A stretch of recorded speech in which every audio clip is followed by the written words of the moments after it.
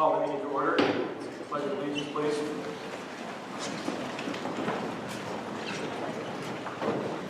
I pledge allegiance to the flag of the United States of America and to the republic for which it stands, one nation, under God, indivisible, with liberty and justice for all.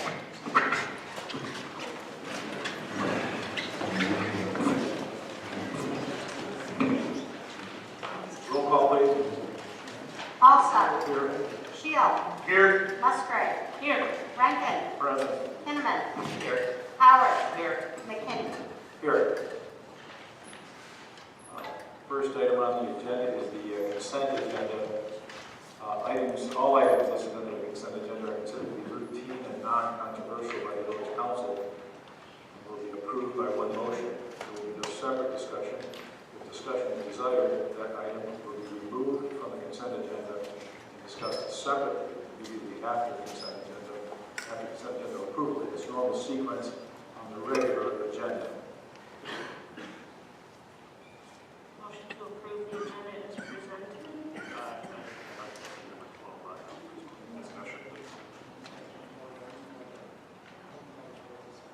Motion to approve with amendment, moving item 12 under number 8, new business.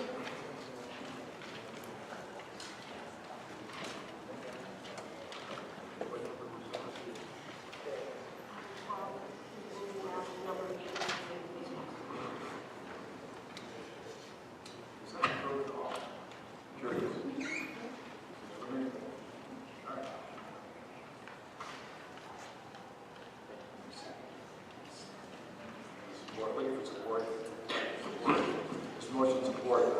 Roll call vote, please. Musgrave. Yes. Rankin. Yes. Alstott. Yes. Kinnaman. Yes. Howard. Yes. Shield. Yes. McKinney. Yes. Motion carried. Public hearing, Holly-Millpond Special Assessment District.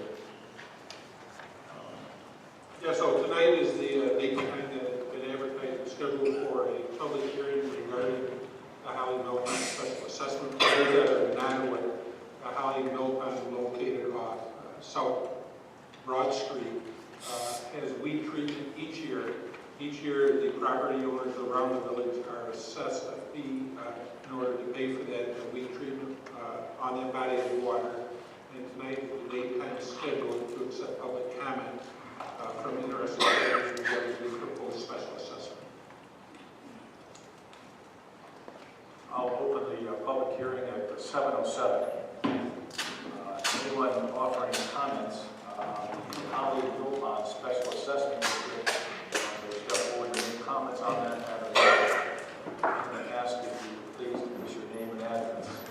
I'm Sherilyn Everly. I live at 314 Candy Street on the Millpond, and we were around when the Special Assessment District was formed, and Gary described it very well. I just want to say that besides enhancing our property and making it nice so we don't have to look at weeds and I can get my kayak in and out, just if you don't ever come to the south end of town, come on down sometime, because you'd be surprised in the summertime how many people are standing there fishing along the shoreline, bringing their kid down to throw a line in for the first time, putting their kayak in and paddling around. And I look at our mill pond, and then I drive down South Holly Road and I look at Benton's mill pond, and the swans can't even paddle through the algae and the crap. And I'm grateful that we get to pay and keep that pond up, so please don't change things. Thank you. Any further comments on the Holly-Millpond Special Assessment District? Hearing none, seeing none, I will close the public hearing at 7:09. Next item on the agenda is public comment. Preliminarily, we're going to have a presentation. Katie Hughes, our EDA director. Yes, we're going to make a presentation.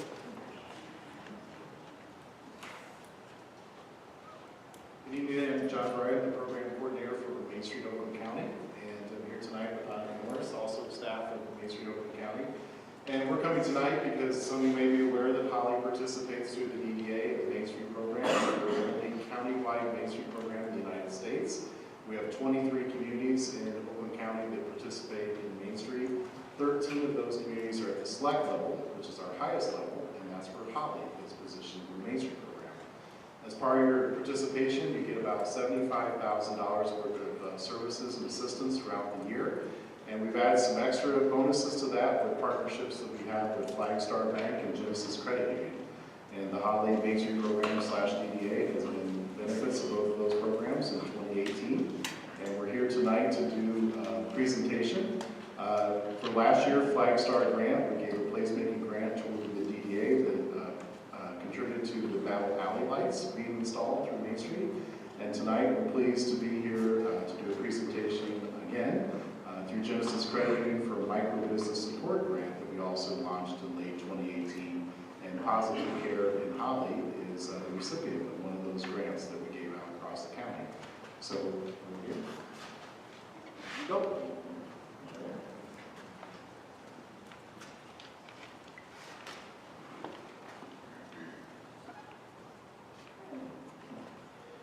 So we want to congratulate them on being a recipient for the Genesis Micro Business Grant, one of 5 Main Street communities in Oakland County to receive this honor. So if everyone would join us in giving them a round of applause for their achievement.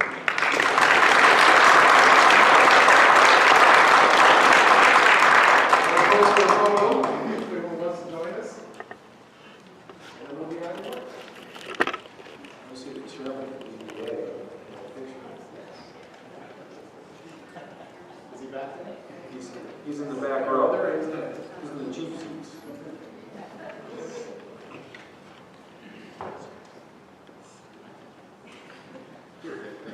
Smile right in the middle there. I'm camera shy.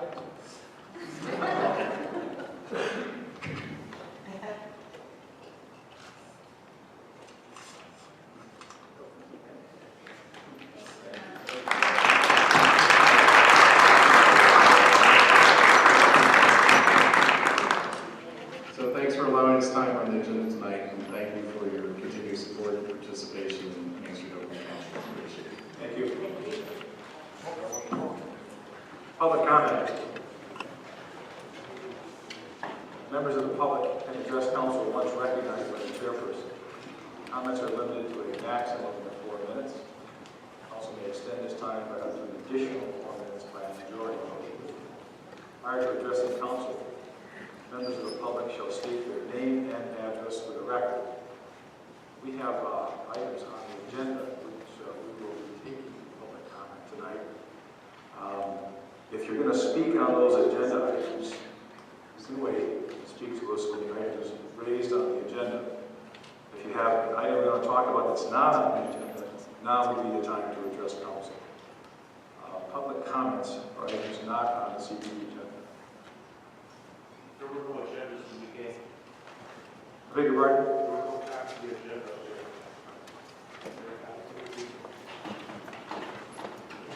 Is ordinance 456 the marijuana?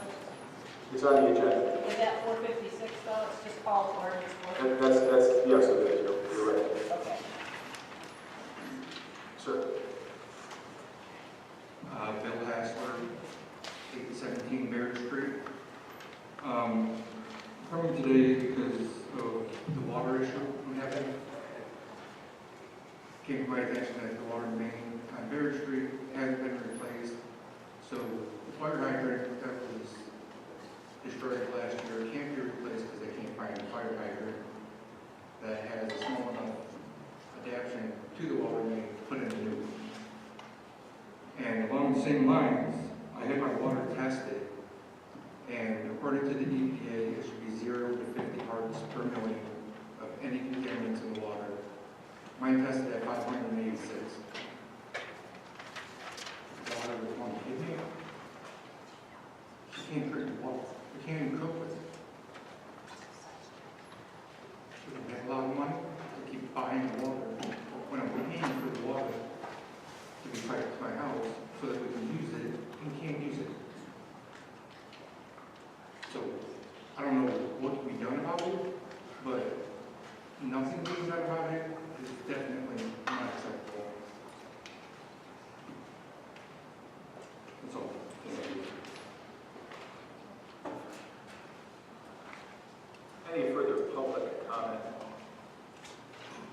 related items on the agenda?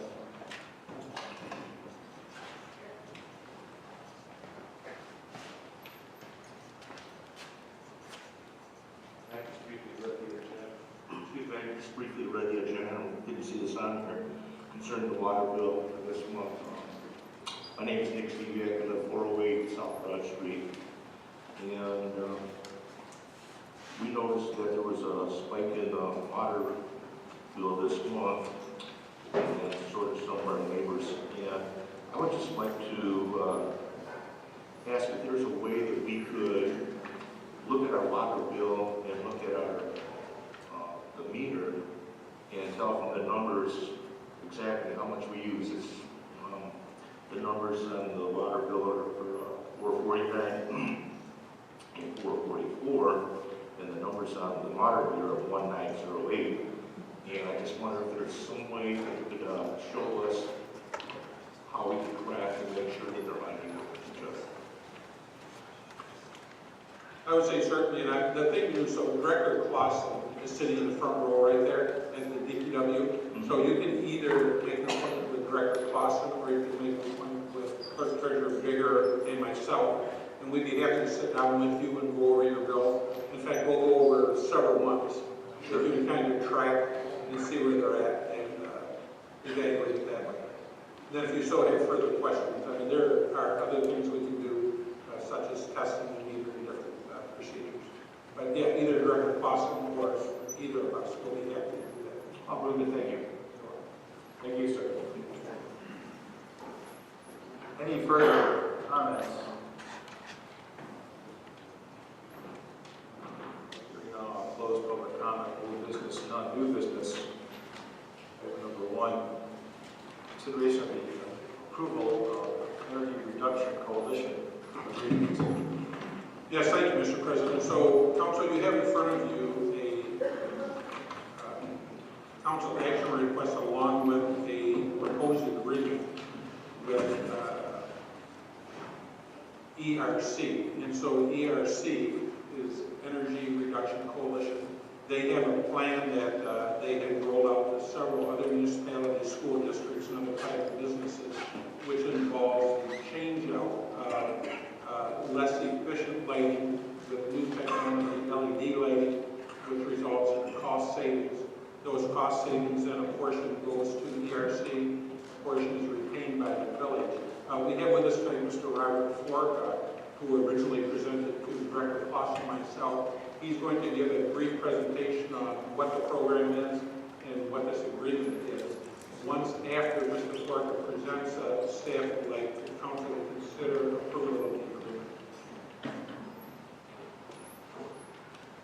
Good evening, council members. My name is Bob Florka. I'm the Director of Strategic Development for ERC and the General Counsel and all-purpose spokesperson for the organization. Thank you for the time tonight. Feel free to, and thank you for giving me this time, citizens of Conley. Feel free at any time to interrupt me if you have a question. I won't take it personally, and that makes things move along. But real briefly, Energy Reduction Coalition is a Michigan nonprofit corporation that's been operating for 8 years. And our mission is to accelerate the adoption of energy-saving technology, specifically LED technology. Right at this moment, we're doing this for City of Schwartz Creek, Burton, Hamtramck, Jackson,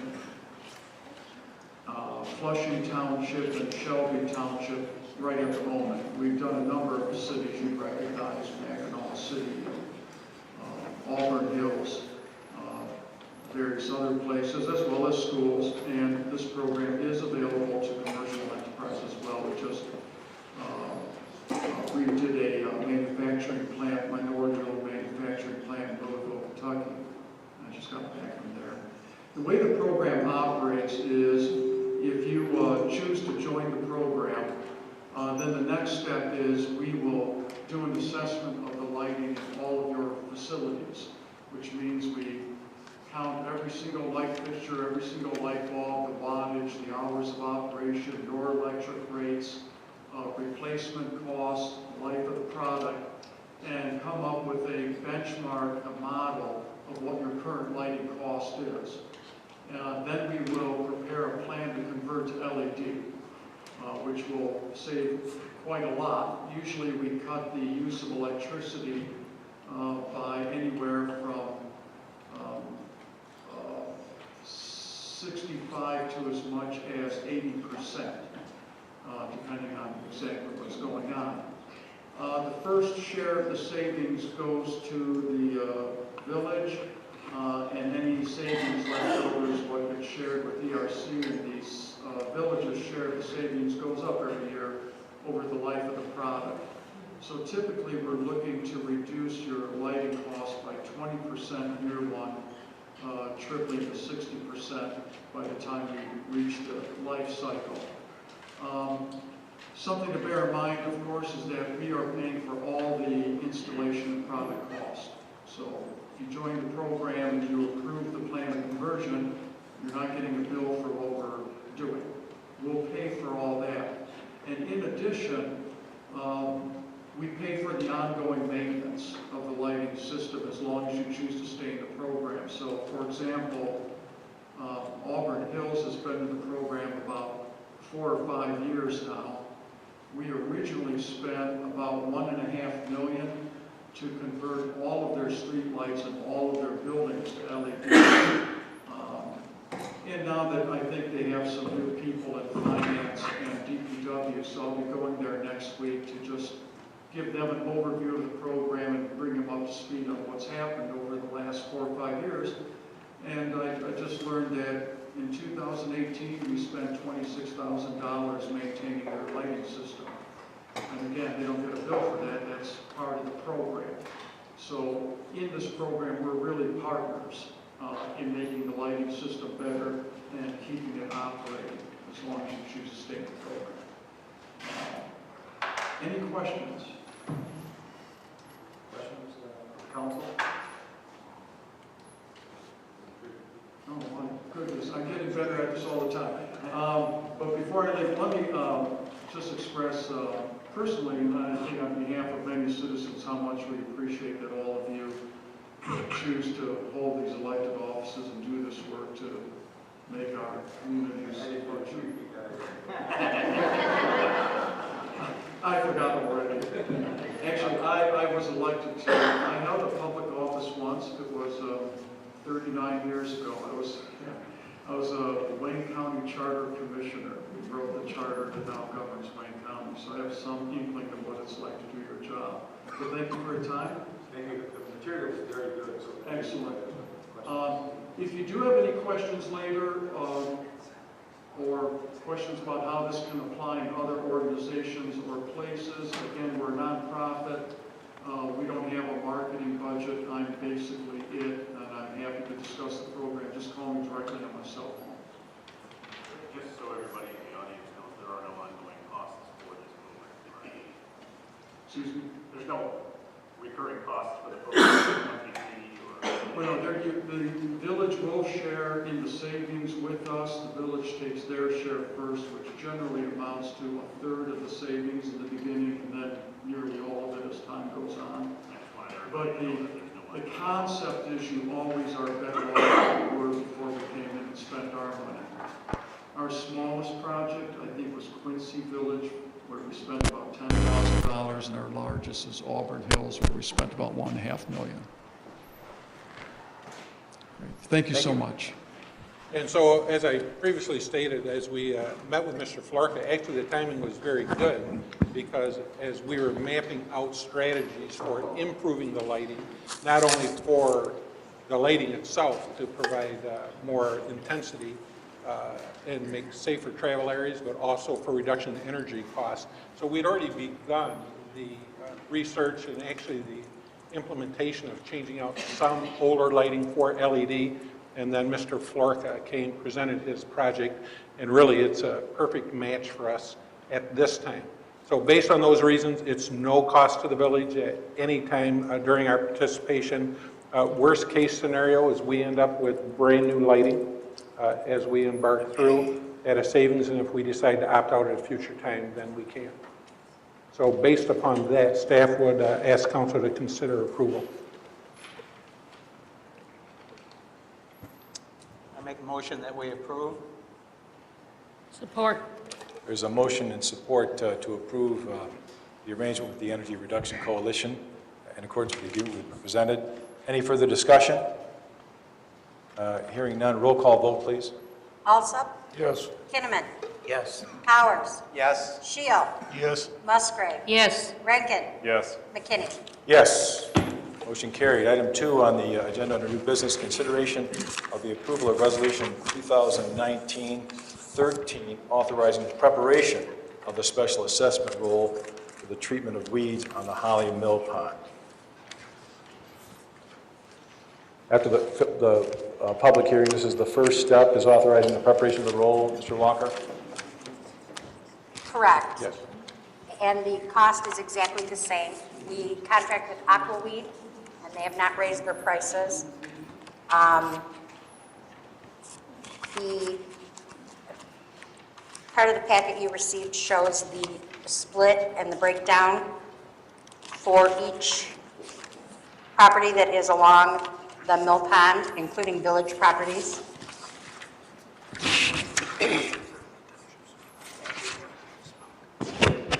It is a total of $5,658.90.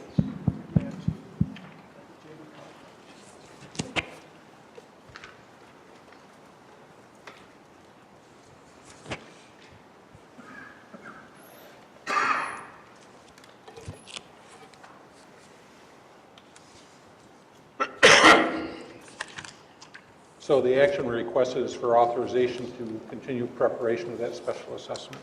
What's the pleasure of council? I make a motion that we authorize preparation for the special assessment. As presented. Support. There's motion and support. Any further discussion? Roll call vote, please. Kinnaman. Yes. Powers. Yes. Shield. Yes. Musgrave. Yes. Rankin. Yes. Alsop. Yes. McKinney. Yes, motion carried. Item 3 under new business, consideration of the approval of the employment agreement for Thomas Wood, water waste treatment plant superintendent. Mr. Walker? Yes, thank you, Mr. President. Previously, the licensee for the Village of Holly to supervise the wastewater treatment plant was Tim Stalka. When Tim retired last year, council had authorized that the village contract, based upon administration request with Highland Treatment, in order to provide that required minimum Class B wastewater treatment license.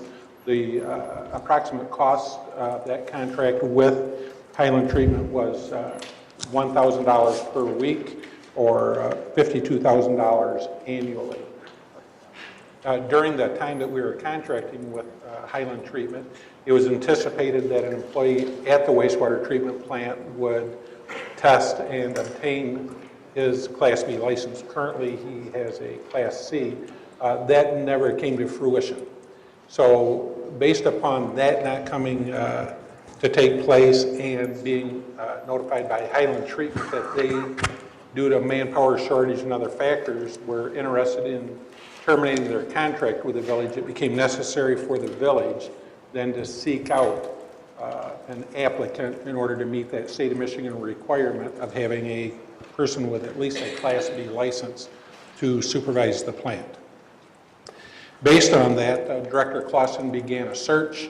As a result of his search, he interviewed 5 or 6 candidates and identified what he felt was the top candidate. The top candidate is Mr. Thomas Wood.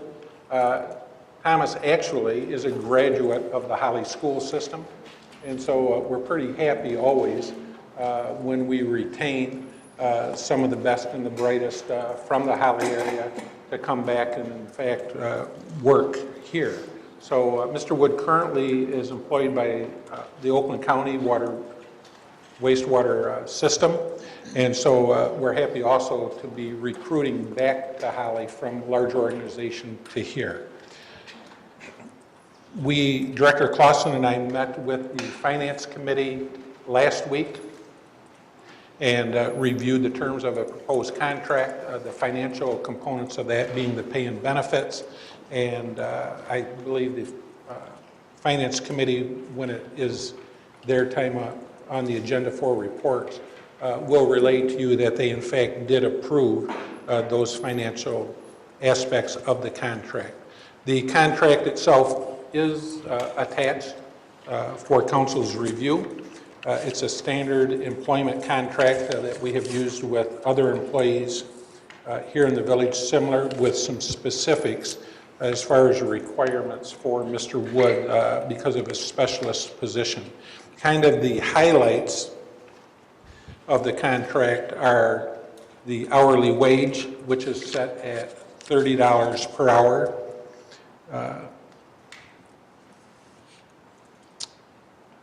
A defined contribution retirement system, which is different than the retirement system that every other employee in the village has. So this will be our first employee at this time to move from a defined benefit retirement system, which you know has many legacy costs to it years in the future, as well as being very expensive at the time that it's administered to a defined contribution. So the defined contribution plan consists of a 10% contribution by the village of the base salary, as well as up to a 3% match of additional base salary wages if the employee contributes the same. The contract calls for a cellular telephone for a village business, a vehicle assigned to be used specifically for a village business, and 3 weeks vacation, 120 hours. So Mr. Wood has about 15 years with Oakland County in their wastewater treatment.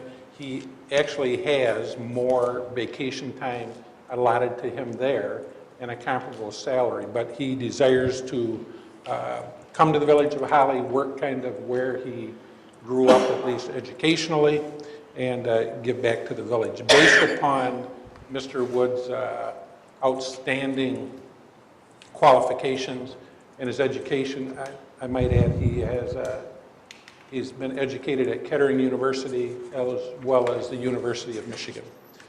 So combined with his professional experience, his qualifications, and the other attributes that Director Clausen identified as he conducted his interviews, we would recommend that council approve this contract for Mr. Thomas Wood, which would commence on March the 1st of 2019.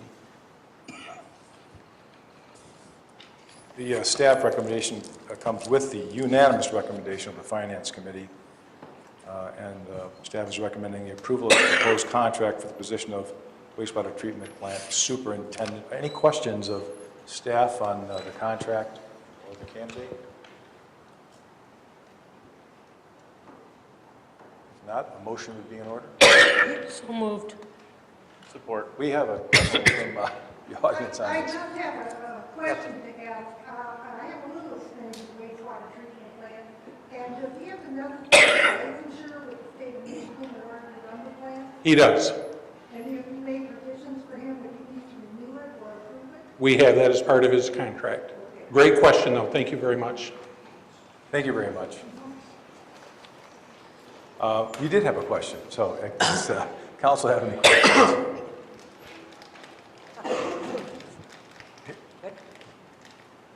Powers. Yes. Shield. Yes. Musgrave. Yes. Rankin. Yes. Alsop. Yes. Kinnaman. Yes. McKinney. Yes, motion carried. Item 4 on the Supported that. item 4 on the new business agenda, consideration of the approval of installation of a grit removal system. Mr. Clausen. Good evening. In 2006, the wastewater plant went to major renovations. Part of that was to have the grit removal system upgraded. This didn't happen for a variety of reasons. There were some overruns. There was some conflict between the general contractor and the contractor that was supposed to install the grit removal system. The grit removal system was purchased and has been at the wastewater plant for the last 13 years. The current system is about 40 years old and starting to have some failures and allow grit to go through the system, which in turn leads to bigger problems.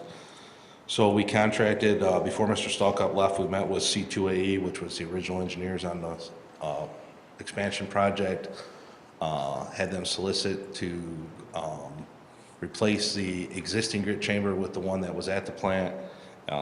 They did that. 2 bids were received. One was for $240,000 from Midwest Power Systems. The other one was from RCL Construction for $244,046. This was a budget item, but we didn't expect the cost to come in that high, so there will have to be a budget amendment for this.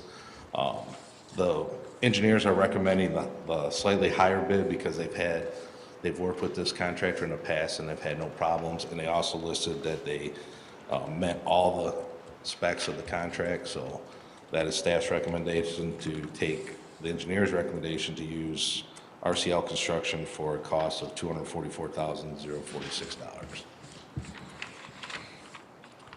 Thank you, Mr. Clausen. Any questions of Mr. Clausen? Any council comments?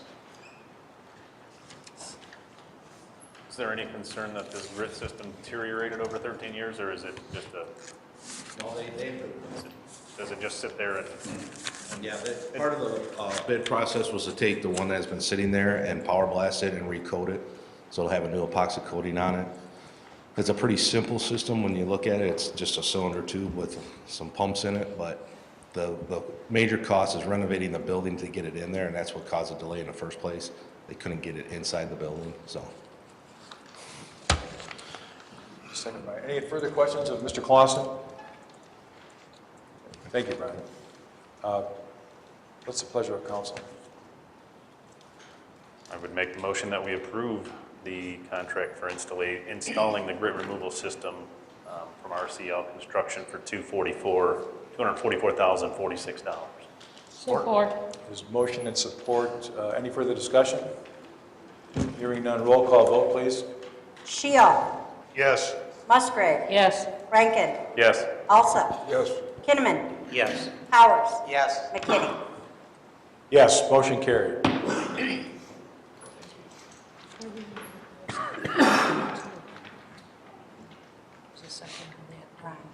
2 and number 4. Or number 2 and number 3. Ms. Musgrave wants to know who the seconds were on new business items number 2 and number 3.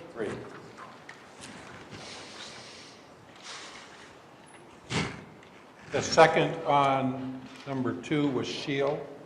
The second on number 3, Rankin. Thank you. Thank you.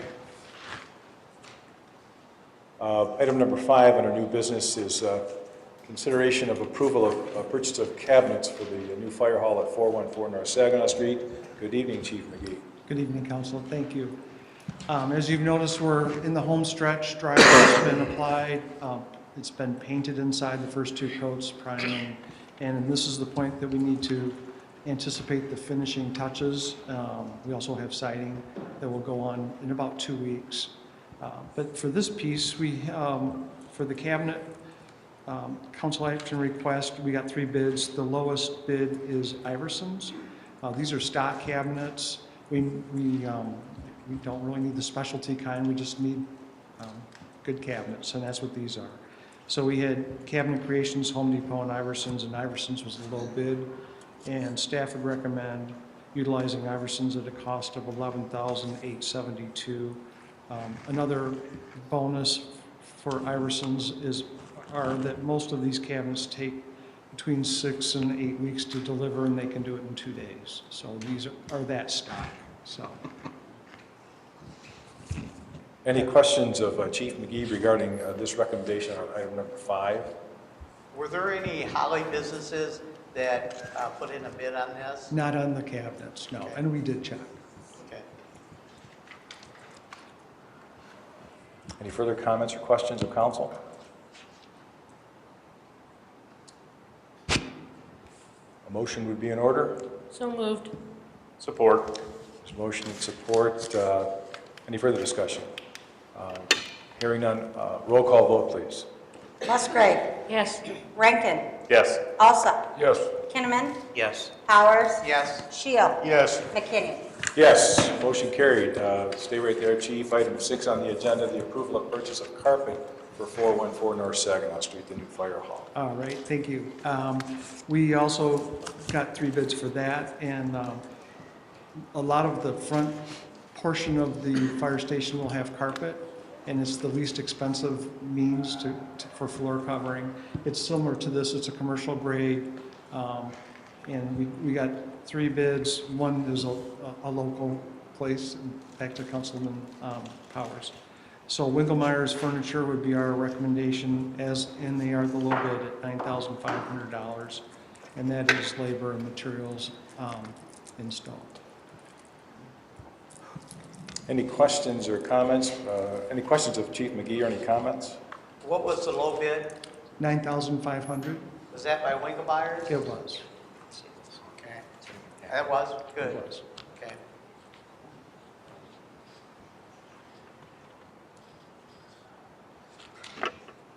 Pleasure of council. Make a motion to accept this. Support. There's a motion and support. Any further discussion? Hearing none, roll call vote, please. Also, Yes. Kinnaman, Yes. Powers, Yes. Shield, Yes. Musgrave, Yes. Rankin, Yes. McKinney. Yes, motion carried. Thank you. Thank you, Chief. Next item on the agenda, item 7, is consideration of the approval of ordinance number 456, marijuana establishments, prohibition of marijuana establishments. Mr. Walker, I think that Mr. Gildner has some preliminary comments. That's correct. Good evening, Mr. Gildner. Good evening. So we talked about this a meeting or so ago, very briefly.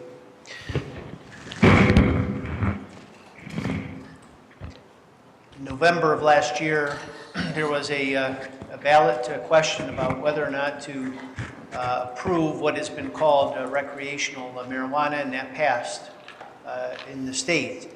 What resulted from that is what is called the Michigan Regulation and Taxation of Marijuana Act. That act does many things, one of which is to give local municipalities the ability to essentially allow all of these, the different marijuana businesses that are identified in that act, and there are 5 or 6 of them, that we've talked about before: a grower, a processor, a transporter, and so on and so forth, to limit those establishments in the municipality or to prohibit them altogether. We, as a village, have discussed marijuana in general.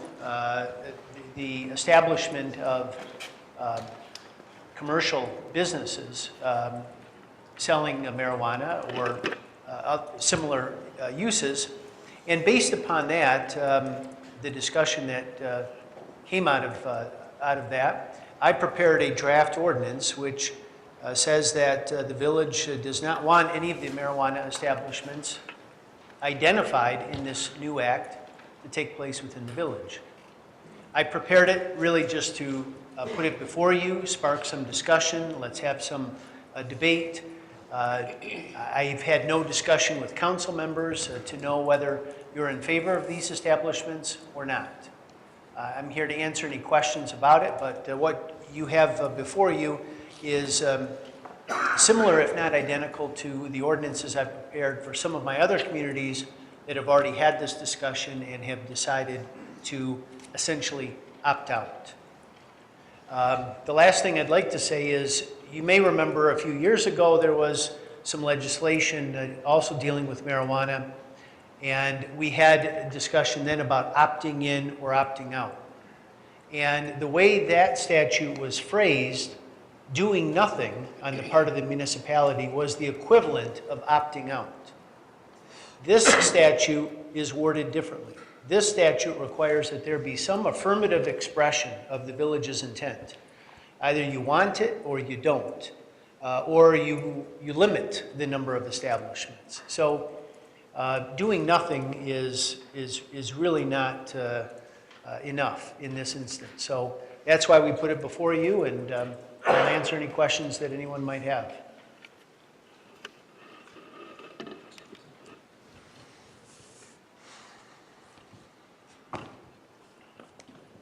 Council, have questions for Mr. Gildner?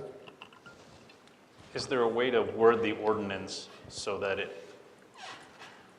that future, I guess, I don't know, future changes or future establishments could be, can we change the ordinance in the future? You can at any time, just like any other ordinance. I wouldn't suggest that we change it to leave open that possibility because that's within your power right now with any ordinance. So if things change in the future, there's new information, new developments, you can rescind this and do something different.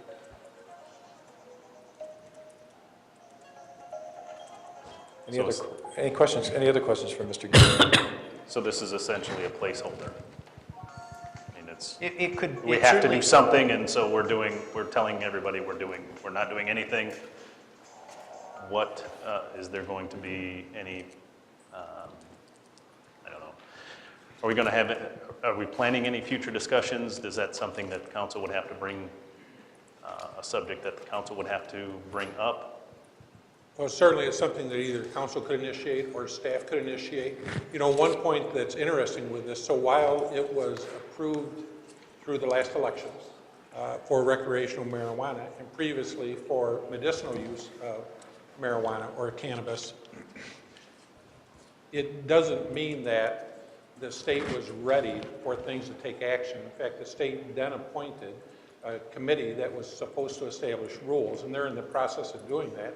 The rules are not anywhere near the finish line as far as being done. It's going to be at least 12 months and maybe longer before those rules are done.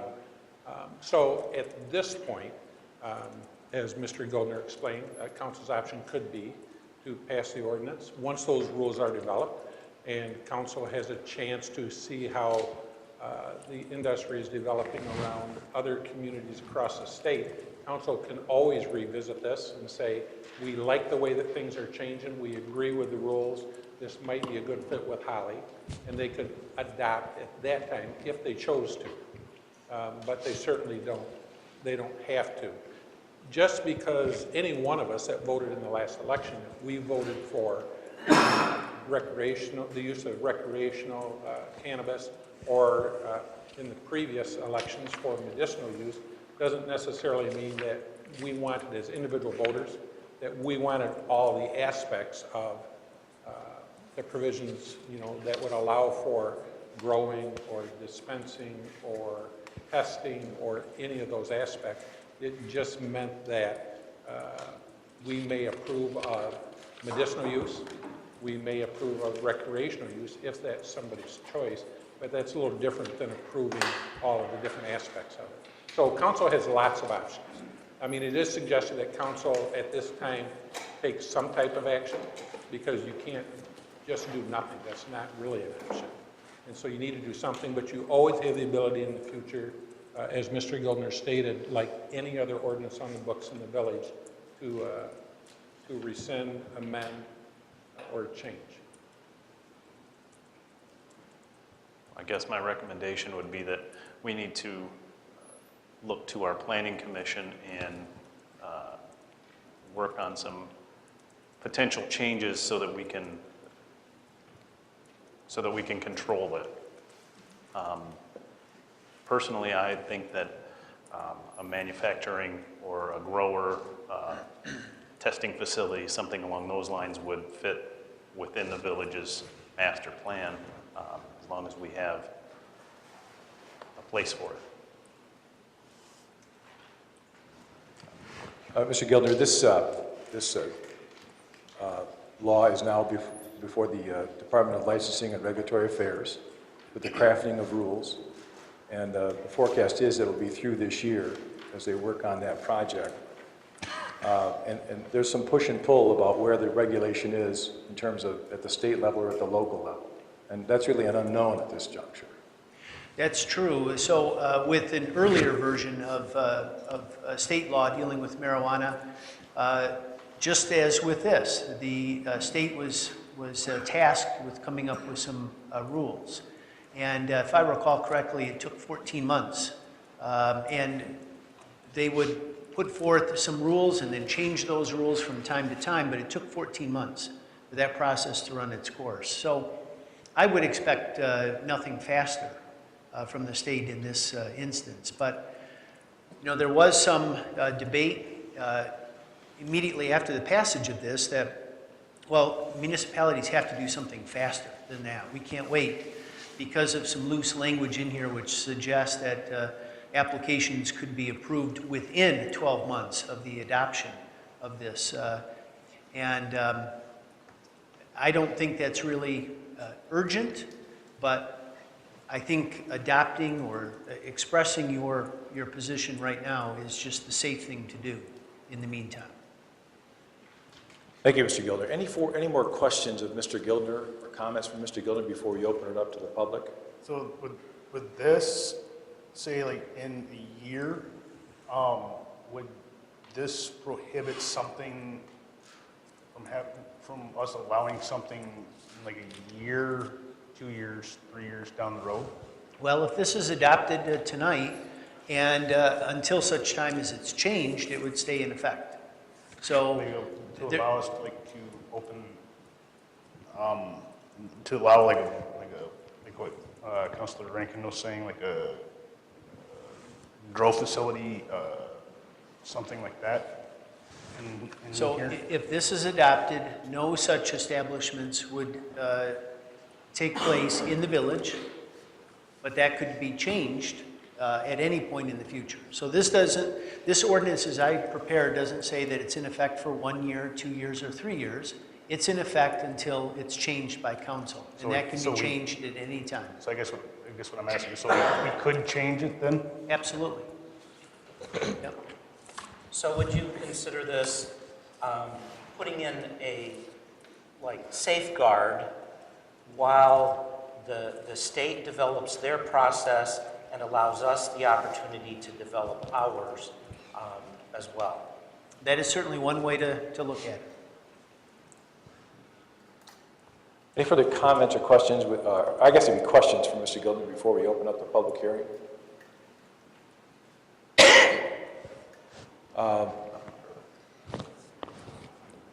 No, I said I have nothing further. Okay. Then we'll open up the public hearing. No, public comment, I'm sorry, not public hearing. Thank you, Deb. Public comment. Members of the public can address council once recognized by the chairperson. Comments are limited to a maximum of 4 minutes. Council may extend this time by up to an additional 4 minutes by a majority vote. Prior to addressing council, we ask that members of the public please state their name and address for the record. Public comment is now open on this agenda item.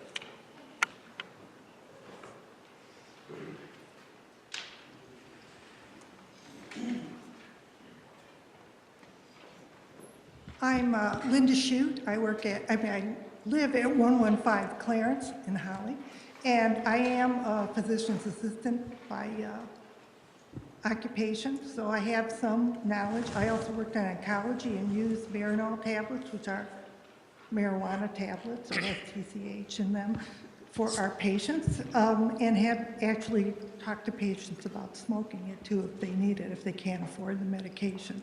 Of course, I think the medication was cheaper than the pill, than the actual marijuana. But I think there's two issues we need to look at is legality and feasibility. First of all, we have to recognize that this is not recognized by the federal government. It's still not illegal to have marijuana.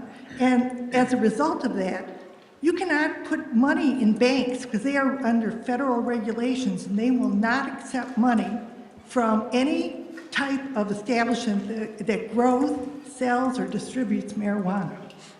So where do they put the money? I had some friends who were growing marijuana for medical purposes, and they had to get out of it because there were a few unsavory characters that were around in that establishment and managing this, and they kept their money in a safe in their house, and they got to the point where they were afraid of who would want to break in and take the safe away because they had no place to put the money. You know, so they finally got out of it. So there's some issues there that we have to think about. Also, what do the police do for DUIs? I did talk with our policeman here, and he says that they do testing. it takes a day to get it. I think they should make we have to have some kind of requirement that they should get it within 24 hours of getting their ticket for being under the influence, DUI, because it should be treated just like alcohol and drugs, because it is a drug. So let's look at it that way. Also, if you have to look at the feasibility, can we afford to increase our local police or even our local EMS to deal with issues that may come up from the use of marijuana and driving with it or using a vehicle or using a gun with marijuana? There's some issues there. Also, I think we've got to be really careful with age regulations and things like that. I don't know if that's covered under the Michigan Act, Marijuana Act, but I have treated a lot of children who smoke marijuana at Genesis, so I think we've got some issues there too. And I think we should wait till some other larger communities have some dispensaries or have people and see what their issues are and what they found out before we start jumping into this, and then I think maybe we should be proactive and develop a committee to look at it. We should even be able to tax every ounce of marijuana that goes through our city if we're going to approve it. So I think we should get some benefit from it. So these are some things to think about before we get started here, not to mention the medical issues. So if anybody has any questions, I'm willing to. Thank you. Okay, thank you.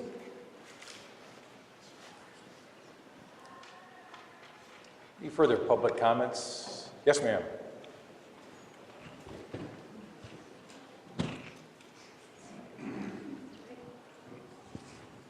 Hi, I'm Kristen Watt. I live at 102 South First Street here downtown. I had a question listening to what you had to say and then y'all's response.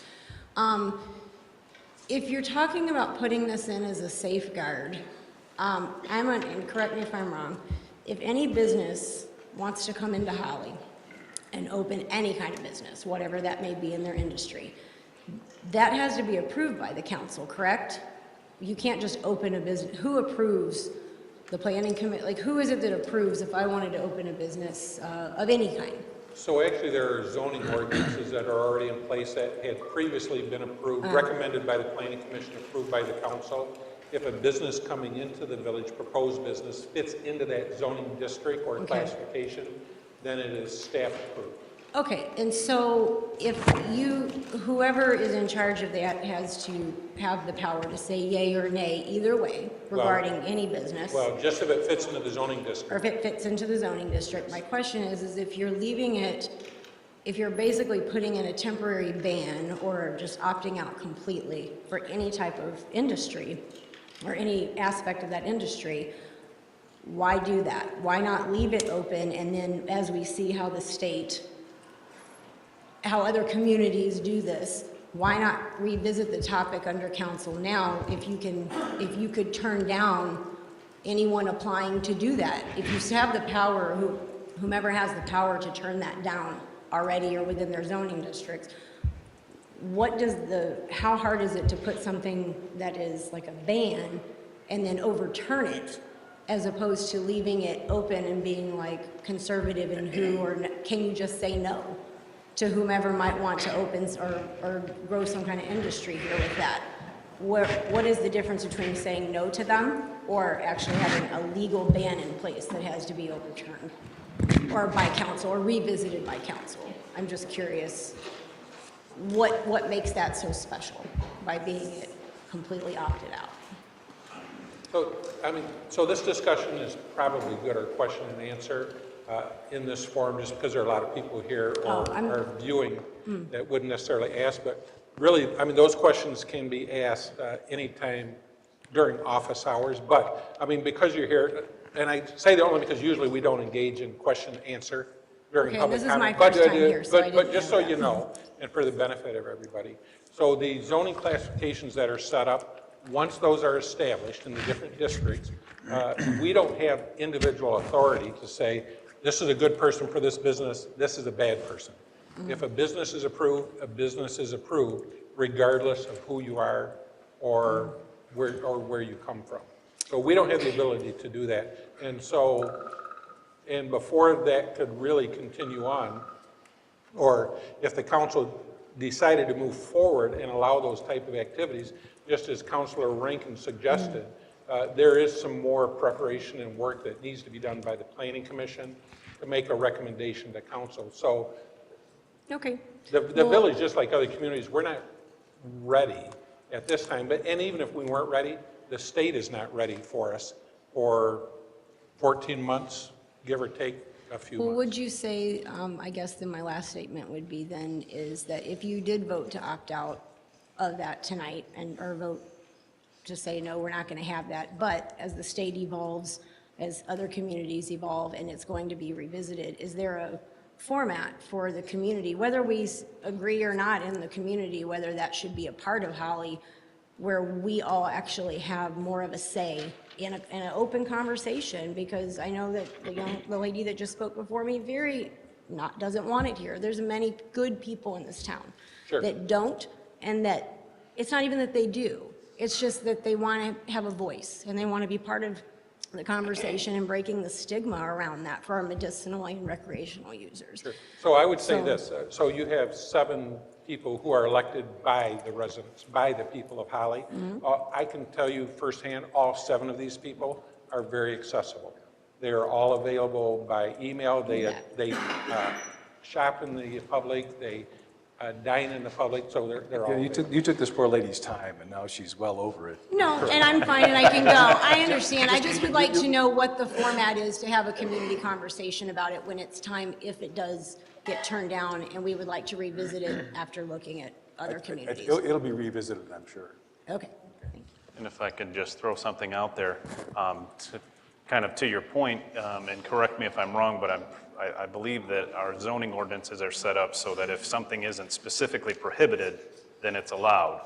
So since a marijuana industry isn't specifically prohibited and it could just be considered a retail business, if somebody were to come to us, present us with that they wanted to open up a retail marijuana store, there really isn't a way for us to legally tell them they can't with our current zoning ordinances. Thank you, Chris. Any further public comment? Yes, ma'am. Yes, Lisa. I'm sorry. Hi, guys. Hi. Lisa Clark, 602 South Broad. I would just like to take a minute to please urge council to pass 456 until the state gets this sorted out and everyone gets everything sorted out, so that we don't just jump in with both feet to something that I'm not exactly sure is a good fit for Holly. I live here, I own a business here, I pay taxes here, I love Holly, and I don't want to see it change to any great extent to the negative. So let's get it all sorted out and wait and see what the other communities, what problems they have, what they come up with. We have a little more information to work with, and then if you want to revisit this, fine. Like you said, you can change it. But let's not do it now. Let's pass 456 and wait and see. Thank you. Thank you. The microphone is open for public comment.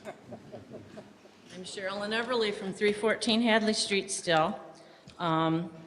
Just one thing I wanted to say as far as the state's ability, they've got about 400 applications in the pipeline right now, and they've already approved 141. So yes, they're still working on the rules, but it's still moving. And hanging out the sign that you're not wanted here is going to get around. I'd just like you to know that the people who are applying for these applications, they have to come up with a $6,000 non-refundable application. Non-refundable, just to say, I'd like to run one of these. Then they get evaluated by LARA, state agency, and if they're approved, but they haven't got a license yet, then they have to come up with another $66,000 of non-refundable money that then will allow them to be, that's called a regulatory assessment fee. And then if you're in the business like Chris was talking about of licensing or, doing the testing and that sort of thing, those people have to show that they've got $500,000 in assets ready in their pocket. Now, you're talking, let me see, that's $750,000. And I don't know too many communities that wouldn't welcome a business with $750,000 of cash assets to come rolling in. I would welcome them in my community. And so before they even come knocking on Holly's door, they've already been inspected by Lara, and then once Lara makes their approval, then they go to this council or this committee that's been developed by the governor. It's made up of 5 people, 3 people from one party, and then they have the final say. And they can throw people out of the mix after they've spent all this money. So don't think that Joe Blow is going to pull in here in a pickup truck and want to set up business, because it doesn't work that way. And I think now is the time that you could say, as a council, and I also disagree with Jerry, I think most people who voted for Prop 1 do think that there's going to be people that have to grow it and have to manufacture it and have to distribute it, because we're really not idiots. We know that that stuff all comes along with it. So I just want to remind you, in Holly Township, 59% of the voters voted for recreational marijuana. In the village of Holly, 63% of the voters supported it. And in the village of Holly, that was 1,484 voters, and not one council person or village president got that many votes. Oh, you had to get mean about it. Thank you. Thank you, Cheryl. Any further public comment? Should I speak again? Yes, ma'am, go ahead. No, we're limited on time tonight. Well, no, our rule says she can't, but thank you, but no. Well, I just want to speak. All right, well, yes, sir, you had a comment?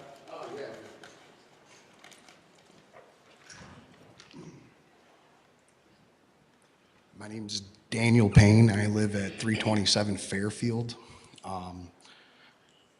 As the lady who had spoke before me is very much correct, it does take a lot of money. I'm actually in the process of that now.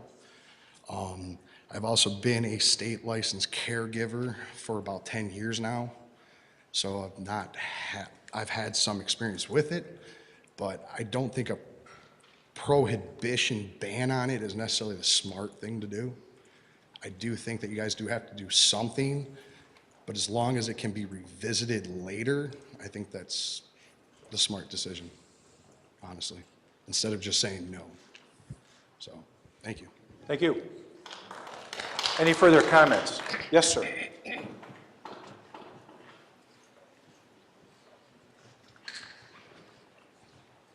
Hi, everybody. Jesse Torres, 708 Mary Ann.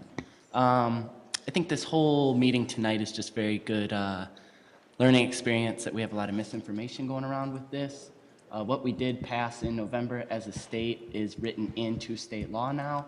So there's no more questions. There is money allocated to the police departments from the taxation that comes from it. There is money allocated to the roads.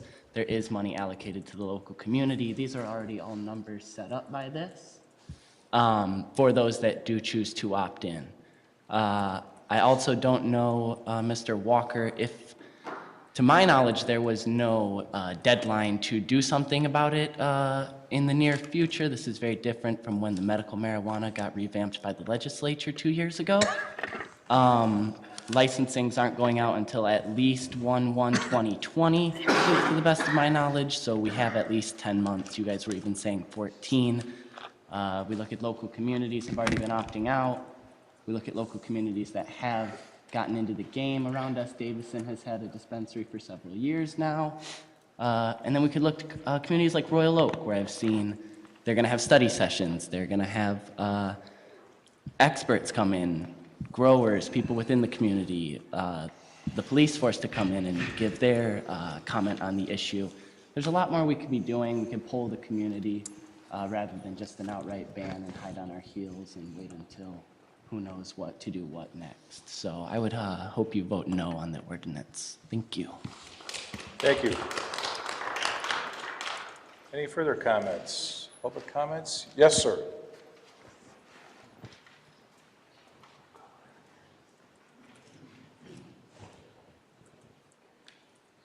Nick Klimp, 1748 Tannock Drive.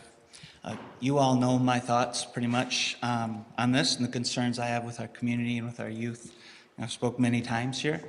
But going further on that with what you're talking about tonight, some have compared this to alcohol and tobacco, and that those are everywhere. And so what's the big deal with this? And, I would agree with them that those are everywhere. And that is why, one of the reasons why, anyways, alcohol is still the #1 abused drug with youth, and why it's taken 50 years for us to try to get tobacco use down, especially among youth. When things are advertised and are more out in the public, more people, and in particular youth, that see it, the more that youth use happens. And with youth, that is simply not okay. There's a study in 2018, a 7-year study published by the RAND Corporation, that found that adolescents who view more advertising for medical marijuana are more likely to use marijuana, express intentions to use the drug, and have more positive expectations about the substance. They quoted saying, "This work highlights the importance of exposure to marijuana that would be similar to the rules that are already in place to curb promotion of tobacco and alcohol across the United States." In summation, the more they see it, the more they will use. But what I also want to talk about is the law itself, this ordinance. Of course, by you voting for this ordinance, it is not taken away from what somebody voted for. If you vote yes for this, people will still be allowed to use marijuana recreationally and medically at their home, just as the law says. And that's what the people voted for. What it does do is it keeps it basically at a decriminalization level, without the commercialization, without the industrialization of the drug. And really that's what the people voted for the local law to have that control and to have a chance whether to have it commercially or not. And that's what they voted for. And some people voted for this because it had the local control within it. Also, if you remember when we discussed this before, many people signed a petition that live here in the village that said they would not want an operation like this. And more said that they do business or come here that don't necessarily live here, but also would not want to see that as part of our community. So again, while many may have voted for legalization, it doesn't mean that they necessarily want to see a storefront. And also along with, as far as the money, I urge you to look into that and how much of a percentage that a place like the Village of Holly would get from the money that's brought in from this. And it's not enough that would fix our roads. It's not enough that would fix much of anything. This law also allows, the other side of it, let us allow someone to gift an amount of marijuana to anyone that is over 21. And so what could happen here is those looking for marijuana, and specifically medical use, someone could gift to somebody that would like to use that medically, to use how they see fit, up to 2.5 ounces, which is quite a bit. And so for the medical need, I feel this would even be a better solution to help those instead of having to go and purchase something that they could actually be gifted something to use it medically. And that's really what we have as the caregiver system already in place. That can happen already here without this. So, thank you. Thank you. Public comment is still open. Anyone wanting to offer public comment? Yes, ma'am.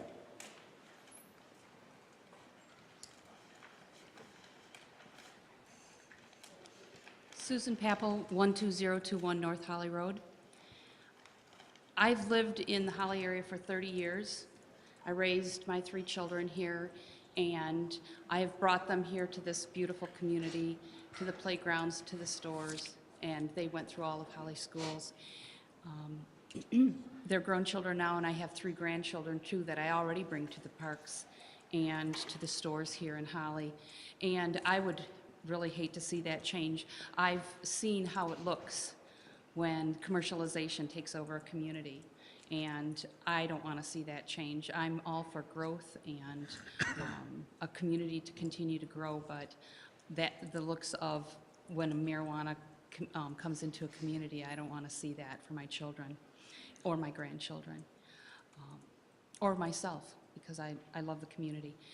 I've worked in Holly for 20 years, And I've worked with all the youth in our community, and I continue to work with them because I love them and I love children and I love to see them grow up happy and healthy. And I don't see this marijuana and the additional access to it as a very healthy way for our community's youth. And that's why I would ask you to definitely consider a vote yes on this, to keep this out of our community, at least for now, to see how we see it's going to grow and look here in Michigan and for our community. Thank you. Thank you. Public comments? Going once? Going twice? We're going to close public comments. And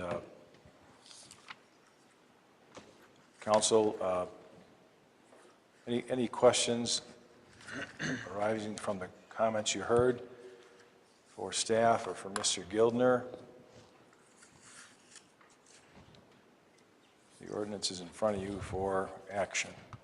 I'd like to make a motion that we postpone the vote on ordinance 456 and begin an accelerated development of ordinances and controls for things like location, advertising, signage, selling floor square footage, setbacks, all those sorts of things. And then we put a 6-month time limit on the adoption of an ordinance to happen at the August meeting. There's a motion. The next order is support. There's a motion. The next order is support. No. Is there support? A motion fails for support. Bob, did you want to make a motion? Yes, I'd like to make I thought a you motion. did. On ordinance 456, no marijuana establishments in the village of Holly. That's your motion? Yes. Okay, is there support? Yes. There's support. Any further discussion?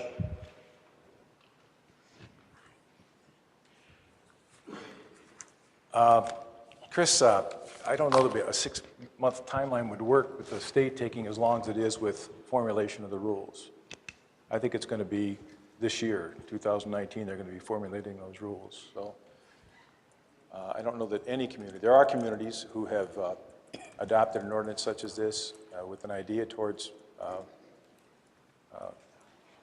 reviewing the matter and reviewing their ordinances, but I don't think anybody's going to get it done in 6 months. I have no further comments. Any further comments? Hearing none, roll call vote, please. Kinnaman. Yes. Powers. Yes. Shield.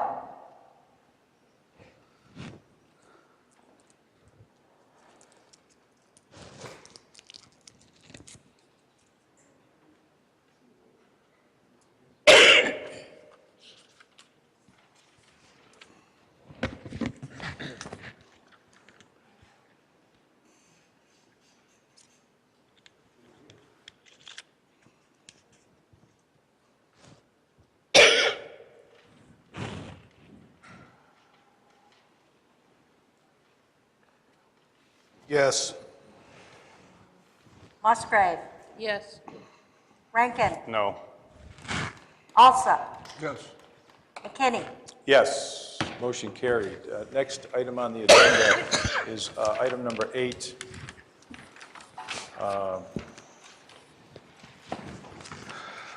Consideration.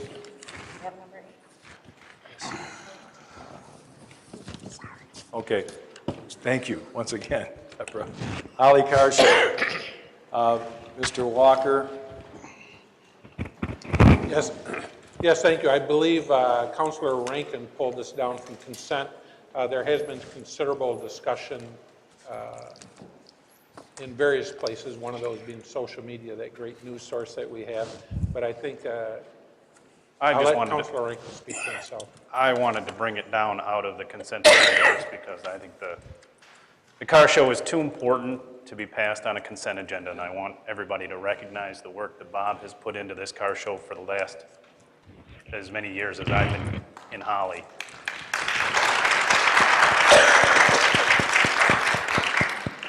Bob puts a lot of sweat, a lot of time, gives a lot of money away, gives a lot of prizes away, and brings a lot of people together. And I just want him to know that there are so many people that appreciate what he does.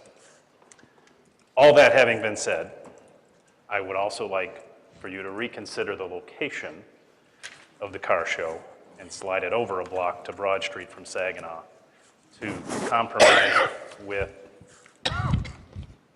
the merchants downtown on Saginaw Street. Can I speak? No? Absolutely. Okay. I don't know if you were around town 15 years ago. They were redoing town, putting the sewers in and everything. We moved that over to Broad Street. So many people complained about the loud music. It was absolutely a nightmare, Chris, about even trying to park cars there. You'd have to be there to know what we went through. I had a recommendation for town to keep it where it's at, and let's see where I got that. I wanted to, this is for Jerry Walker and everybody too. What if I start the car show from 5:30 to 8:30? I'll start shutting it down at 5 o'clock, and the people that come in town, and nobody knows this, they've got expensive cars, and between 4 and 5 o'clock, they're scared to drive them cars in all that traffic, so they try to get to town early. Most of them eat down there. They just don't freeload. They go over to the Moose, Red Devil, and I would love to have everybody come in at 5 and say, we're all here, and all the townspeople are out of town, and we can park the cars, but it never works like that, Jerry. They won't move their cars till sometimes 7 o'clock. You're downtown, and I mean, I don't know if that would work from 5:30 to 8:30, and you're still gonna hear complaints. I moved, Chris, last year I moved everything over to that side to give the fire halls more room. We left it like that, so if Vince and Kari had a party, we could leave that little fence open. They could come through there and drive right out of town. And if you see how we've been doing it, we've left that one gate on the side of Cupcakes pretty much open where the people can drive right through there and leave at 7 o'clock or 8 o'clock. And I think we're gonna lose one lane in Battle Alley, right, Jerry? If you redo that. Well, certainly that's a proposal, something Right. that's on the drawing And board. I've thought about it, and what it is town has so much romance. There's nothing like this town, nowhere's a story like that. All of us, with all community. I think that the people come in town because they love the old-fashioned part of town. Restaurants are doing good. It's good for the community. Some people might not make no money off the deal at first, but I have asked them to pitch in with me to come out there and help me sell their products. I mean, you're there. You see, you've done it. How much work am I going through? I am not denying the fact that you put in way too much work for a car show that gives you only pleasure in return. You are getting nothing out of it monetarily. And I come to Jerry Walker's office today with the president, and did I not say that I was going to just shut the car show down and retire? Did I not say that to you Well, today? certainly that was one of your discussions. We vigorously tried to talk you out of it. I might just say only because it's dark when we leave out of here. Bob and I are friends, and he references me only because we are friends when we're talking like that. But, And I love the car show. All you folks out there that voted us in, I know there's problems downtown, but downtown is where it's happening. It's well known in Ohio. You get on the computer, that built Holly, it brought all the people there. And if you put 300 or 400 people from different communities in town, they're gonna eat and they're gonna come back. They even come back in the wintertime shopping. And I mean, there's no fix to it. That Broad Street is a death trap to put the car show on. These people got $80, $90, $100,000 in cars, and they respect their stuff. I don't like them coming in town at 3 o'clock. Sometimes they come in there to beat the traffic so they don't get hit. The traffic's so bad, they come park their car, go and eat for an hour. I'll get it under control better, and there's another problem that's my fault. George Cullis told me before that the township office is blocked with chairs. 39 years I lived here, I never knew that front door open. I always thought it went in the back way. People said, can I put my chairs there? I said, yeah. So that's my fault. I never knew that existed, that door to open. I have another gentleman that comes there, they got pictures of me letting the car come on Civic Drive at 3 o'clock. He is handicapped, he's on oxygen, a wheelchair. He can't hardly get out of his car, so Mayor Lobo will take his car and put it around the side of the building. I told him, don't come there till 4 o'clock, but he comes and he parks his car there, so I get to move it. There's some problems there, and there's another problem I was telling the jury with. We got a horrible problem with parking. I had a woman come at 8 o'clock, wanting her car moved immediately. I said, where were you? She said, I was at Frankenmuth all day. She parked her car, locked it out in front of one of them stores, and she was at Frankenmuth. So I pacified her, give her a shirt and stuff, and she was happy. We have a lot of problems with parking there that we don't even know who the people are. They don't move their cars. I call you, Jerry. Is that not true? Daily. Like 5 or 6 or 7 cars, and you can't line up the cars in town because when they come out at 7 o'clock, they want to leave, and you got to move 20 cars to get them out of there. I mean, there's so many problems, but I'm happy with the situation. And Chief, I've called him and asked me for Halloween help, didn't I, Chief? The fire chief, did I not call you? If I need you, you would come. So I'm on my toes about everything I do. And Chris, I wish there was a miracle. We'll just work together on the car show. If you want to help me, you're welcome to volunteer for free. It pays nothing. Every time. I mean, you guys I've are been welcome. doing it for, how long, Bob? How long have I been helping you for free? Years, too long. But I love all you guys on the council, everybody in town. There's nobody bad. I like all the town's merchants. They have a right to gripe too. They're human. But I just try to get along with them. Not one of them I've been rude to. So I can't bring my own car up there on Tuesday? Huh? I can't bring my own car up on Tuesday at 3 o'clock? No, that's discrimination. You can't come with your GTO. No, I'm just joking. All right. But see, the guys, I tell them, if they come in at 3 to park their cars front, like they got a Cadillac or a Suburban, not to back in at 3 o'clock. And then if they pull in, they're there for business. And a lot of the problems I got corrected there, and the people know that it don't start till really 4 o'clock to shut down. And we've always done that at 4 o'clock. And then if one of the store owners asks me a favor to keep a spot open for a customer, I will do that and put a cone there for them. And I'll guide their customers all over, drive their cars and park them. So if everybody sits down and comes to the car show and talks to me, we can work out any kind of agreement. This is not the man I talked to this morning, I don't think. I was abusing you, though. You deserved, you got me I up did. early. I deserved it. No, Chris, in like your Halloween thing, I wanted to do 10,000 people. And I'll ride with you and I'll help you give out free candy and donuts and cider. I love You're it. not one to shy away from helping out anybody. The people, the village people are such wonderful people. And that's one good thing we give them. The And I Dickens, don't we want you give to them all the think good that, stuff. I don't want you to think that I'm giving you a hard time about the Oh, car I'm show not. at all. I I'm just- just the offering a compliment was great. suggestion.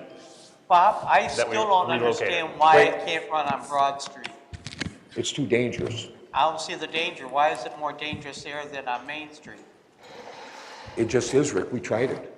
We tried it before and it did not, we did not work. With the other fire marshal, we had different people, not the people now. We tried that and there But you was said it was not enough. 15 years ago.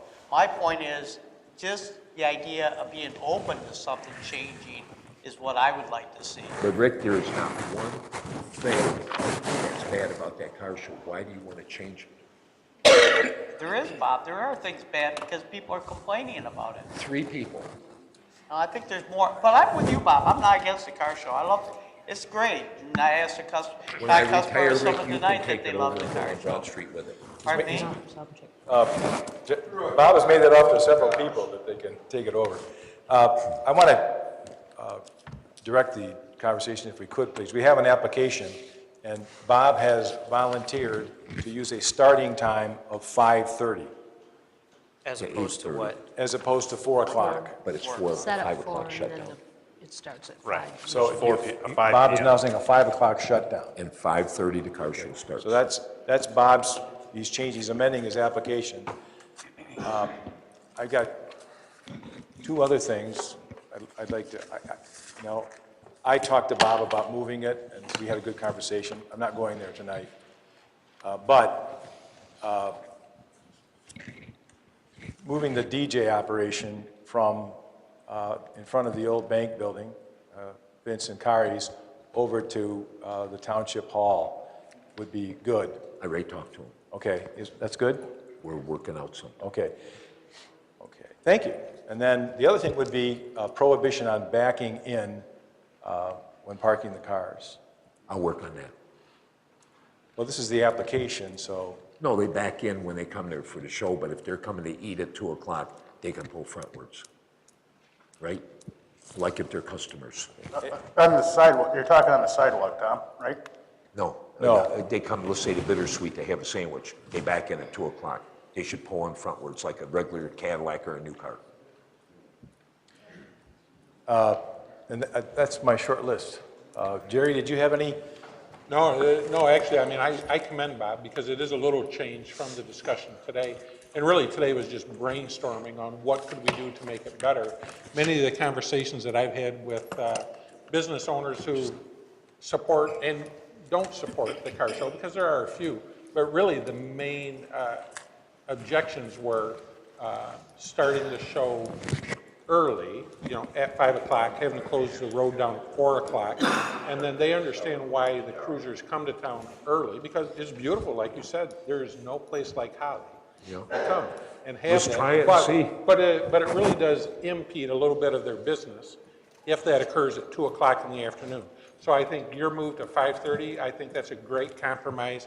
I think the business owners will appreciate that. And I think really we just need to work together as a team with the cruisers and everybody who puts the event on, and just be considerate of everybody. Considerate of the cruisers, considerate of the business people, and we'll make a meeting with Vince. Just get along. I talked to Vince today. Is Vince here? Yeah, he's back row. Did I not call you today? Yes, you did. Okay, we'll sit down and talk.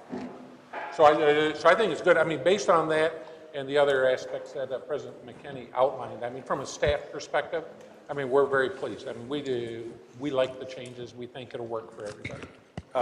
Is there any further discussion at the council level? Because if you want to have people there are people here who may want to offer comments. So I'm going to offer public comment at this time regarding the car show. Here's the second half of my morning nightmare, Dick Rosell. You and Dick. Tell us how you really feel. What a morning. I went home and came up with a plan.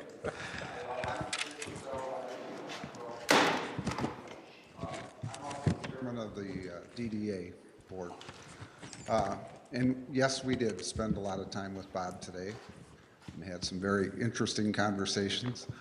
I have to say that based on what he has announced tonight, I've always supported the show. I think he does a great job. He's provided a great service to this village. Did I shock you? Yes. Based on those changes and a little bit of compromise, with us beating on your head for an hour and a half. Who beat on whom? No, I'd like to say I hope you keep this guy going, even though he's a lot older than I am. I think he can do it for a few more years. I didn't have enough coffee this morning. Keep up the good work. Thank you, Dick. Any further public comment?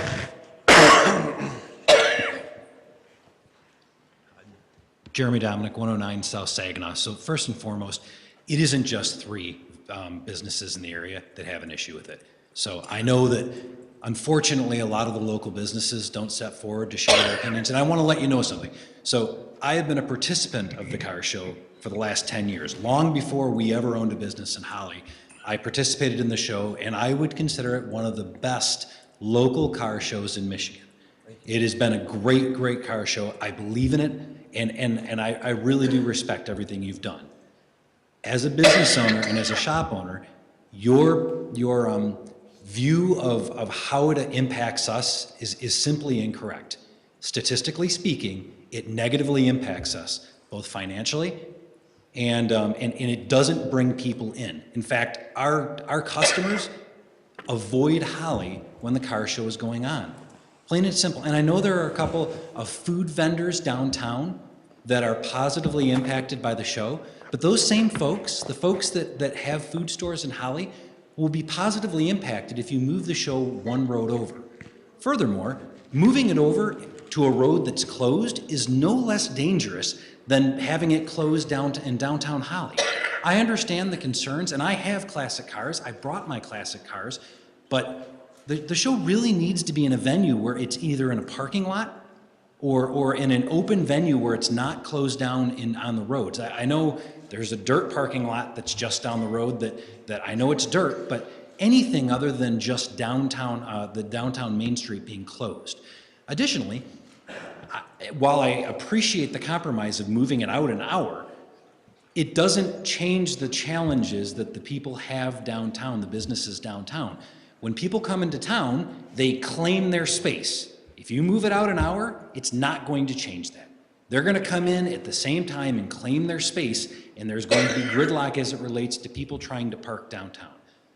I highly encourage you, at least to listen to what Rick was saying and consider moving it. If it's not one street over, then find an alternative location to hold it. Somewhere close, in close proximity, that way the businesses that do offer food and other services that benefit from the car show can still benefit from it, but please don't shut down the main street. There isn't a whole lot of towns locally in Michigan that shut their main street down in the middle of peak shopping hours once a week, like once a month maybe. And I'll use an example. So another highly successful car show in Michigan, which if you're a car guy, you know how successful the show in Milford is at Baker's. What their venue differs from the Holly Car Show is the fact that they don't hold it in downtown Milford. They hold it at Baker's, which has a large parking lot that can hold the overflow of cars and manage the flow of cars, and it's not on a main street. So if we can't compromise to moving it over one street, is there a park or the municipal parking lots on the other side back behind Kari's or any of those areas instead of holding the show downtown? Because it isn't just three folks that are impacted by this. And while there may not be many folks here that are going to speak up, from someone that appreciates the show, it really does negatively impact our business. Thank you. Thank you. Any further public comment? Oh.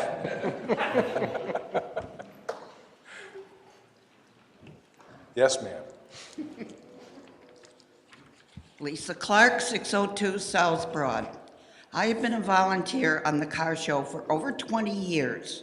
I worked with Steve and Julia Fox, and when Bob and Lori took it over, we've all worked together. I also am an antique dealer in town. I beg to differ with the previous gentleman. People do come back and shop. I'm in the antique shop at least 2 whole days a week. I've seen them. I know they come back. They may look around a little bit while they're here, but they come back and shop. And they tell their friends and they bring their friends. And our car show, the romance of it and the ambiance of it and all of that is because it's downtown. Downtown is really pretty unique. We have one of the nicest downtowns around, and it's quaint. And even our new slogan that we're just adopting basically about come on and see what a wonderful place we are, would be right down the tubes if we were in a parking lot just like any other car show. And we aren't the only car show on Wednesday. The people come because they like it there, they like the way it's run. If you want them to come later, I'm sure if you talk to them and ask them, you could get them to do it. It's a bunch of nice guys. These gentlemen have $50,000, $60,000 in their car. We have $40-some thousand in ours. I don't want to park it on the dirt. It's a nice car. They have show cars. They bring it because they want to talk with their friends, they want to visit with us, they want to listen to the music, they want to eat, they want to have a good time, and they love the ambiance. Please don't hassle with the car show. We fight every year before the permit's granted, and here we are again. But just let us do it because it's fun. I mean, we have people come, village residents come downtown, they bring their kids, there's dads with their sons on their shoulders looking at the cars. It's a lot of fun for everybody. Please don't screw that up. Thank you. Thank you. Any further comments?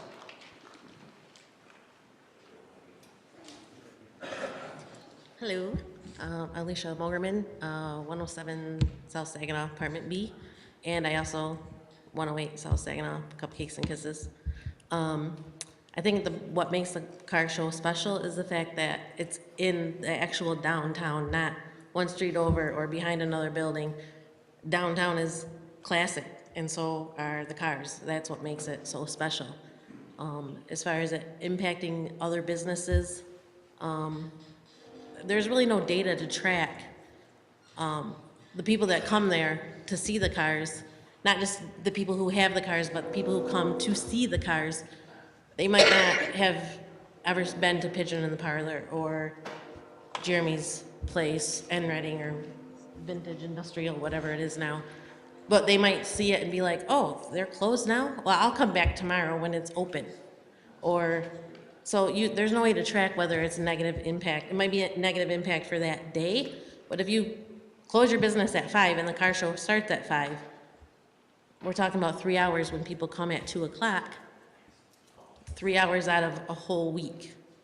So I don't think there's that big of an impact, whereas it helps other businesses that are there. So there has to be some give and take as far as businesses. One event might help my business, Cupcakes and Kisses. The next event might be detrimental to us, but it might help another business. So we all have to work together as businesses to keep people coming to the community. And if the car show keeps people coming to the community, I think that's a good thing. Thank you. Thank you. Any further comments? Yes, people are moving.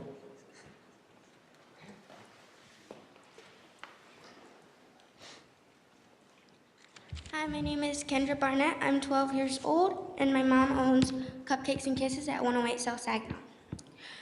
I believe that we should keep the car show, especially on Saginaw Street, because it's been in Holly as long as I can remember. I don't know Holly without it, and I can't imagine Holly without it. Also, it promotes family, kids, and the younger generation. And the younger generation will grow up to be our community. Continuing to have events like the car show to promote youth involvement is a great way to ensure their return as adults to our village. It's been around for at least 20 years. Why quit now? I would appreciate your vote to keep the car show in downtown Holly on Saginaw Street because I believe it improves our town and at least some of our businesses. Thank you. Thank you.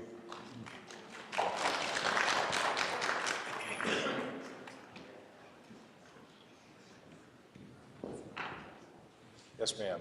I'm Tony Barnett, the owner of Cupcakes and Kisses at 108 South Saginaw, and no, I did not write her speech.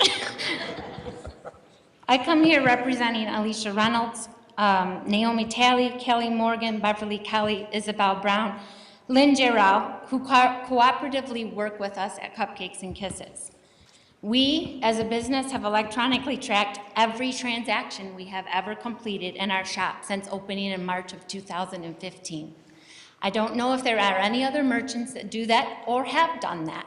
So I can give you factual data that's objective as to what kind of revenue this car show generates for our business. And I can only speak for our business. And that's the only information I will divulge at this time.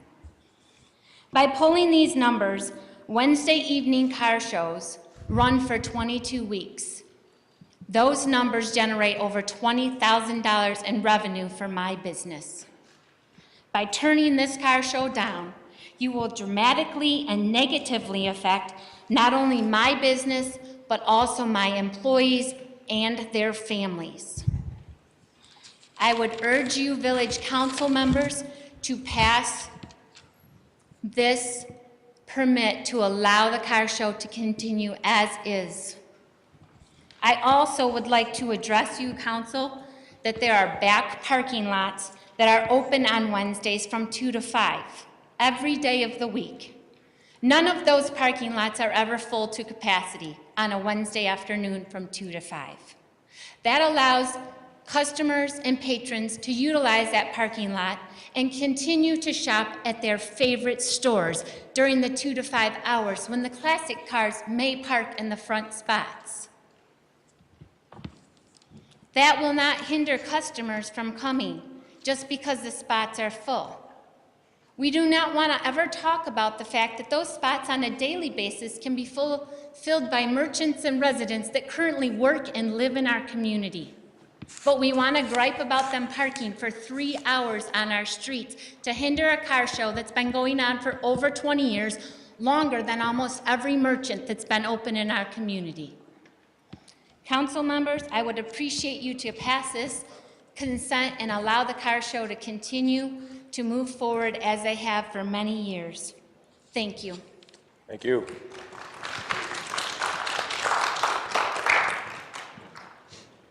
Yes, sir. Hi, John Arabucky. I live in Springfield Township. If you move it, I've got a show car. I've got a $200,000 car. I'm not parking in a dirt field. But the reason we come to Holly, it's picturesque.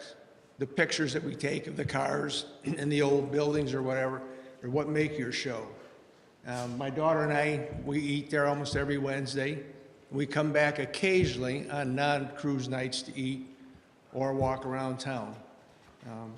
Just the way I feel. I mean, if you move it, I don't think that you're going to get the businesses, the people going to the businesses. What we might do is maybe we can have the cruisers make a little sign with their cell phone number, leave it on their front seat in case a car has to be moved. We can call them. I mean, I've seen Bob running around trying to find somebody that has to move a car, and they're in a restaurant. Can't find them. You know, maybe we can have a way of contacting these people. Hey, we need you to move it now, whether emergency or whatever it is. And if it didn't happen on Wednesday night, there's really nothing around on Sundays. That might be an alternative down the road if this gets to be a problem. Thank you. Thank you.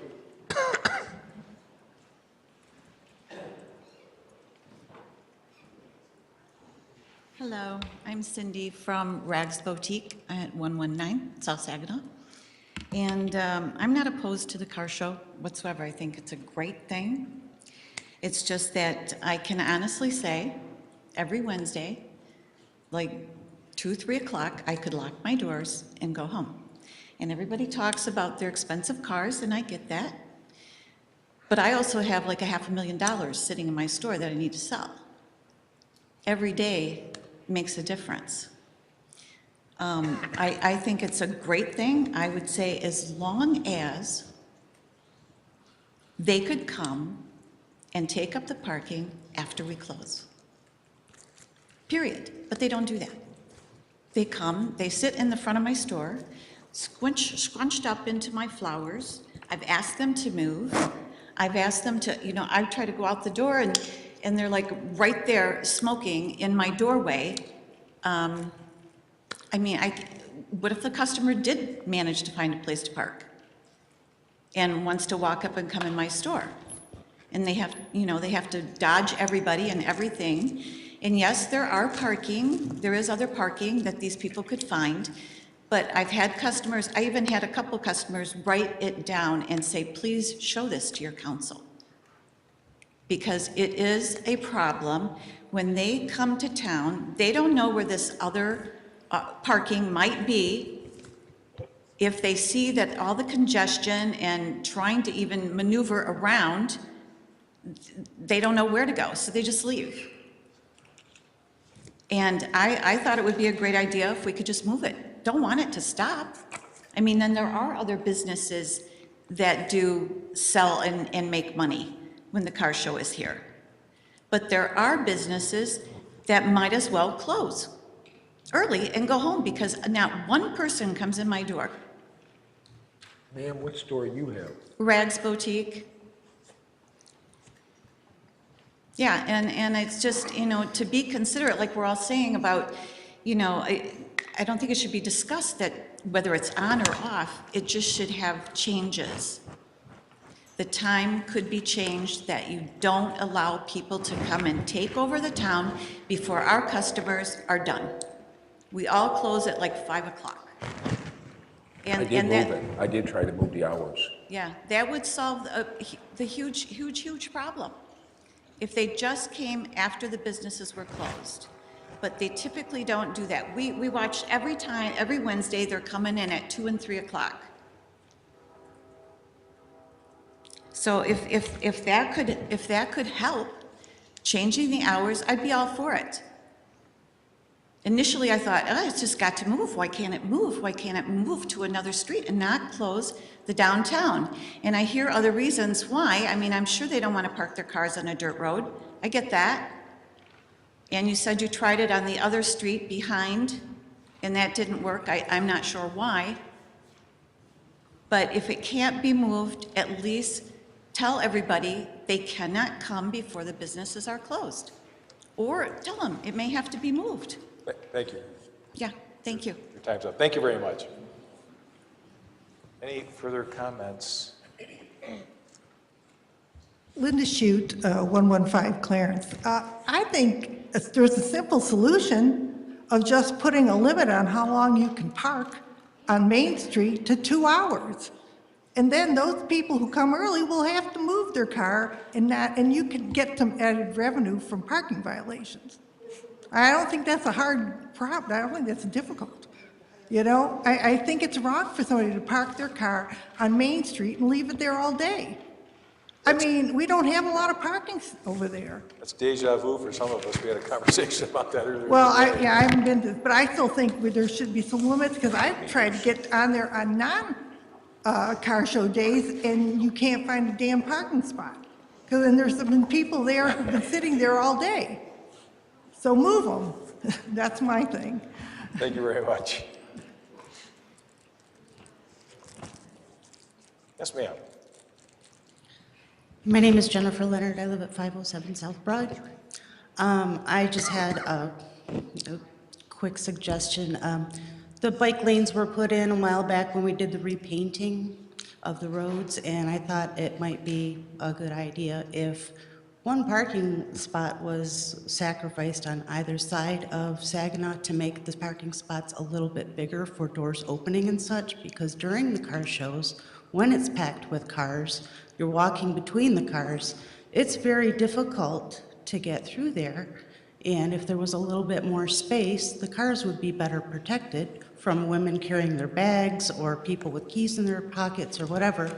I know that there's a certain patrol that goes on, the volunteers, that will say, you know, oh, be careful, you know, if you're walking near the cars, they don't want scratches or buffs or anything. And I know the car show is scheduled all those Wednesdays, but it doesn't necessarily happen on all those Wednesdays because of weather or whatever else might happen. So I know people are like, you know, every Wednesday it happens. It doesn't happen every Wednesday because sometimes the weather happens. So, but yeah, I just think the wider gap between the parking spots might help if they're going to repaint again in the spring. Thank you. Further comments? Tom, is there any consideration? Rick, I want the public to exhaust their opportunity for comments, and then we'll bring it back to the council. Okay, I'm going to close the public comments. Rick, you're next in line. Okay. Is it possible to at least try several car shows on Broad Street just to see how it would work out, or is that just out of the question altogether? I think the question was for council of the administration, but we heard you. We heard you. No, nobody's pretending they didn't hear you.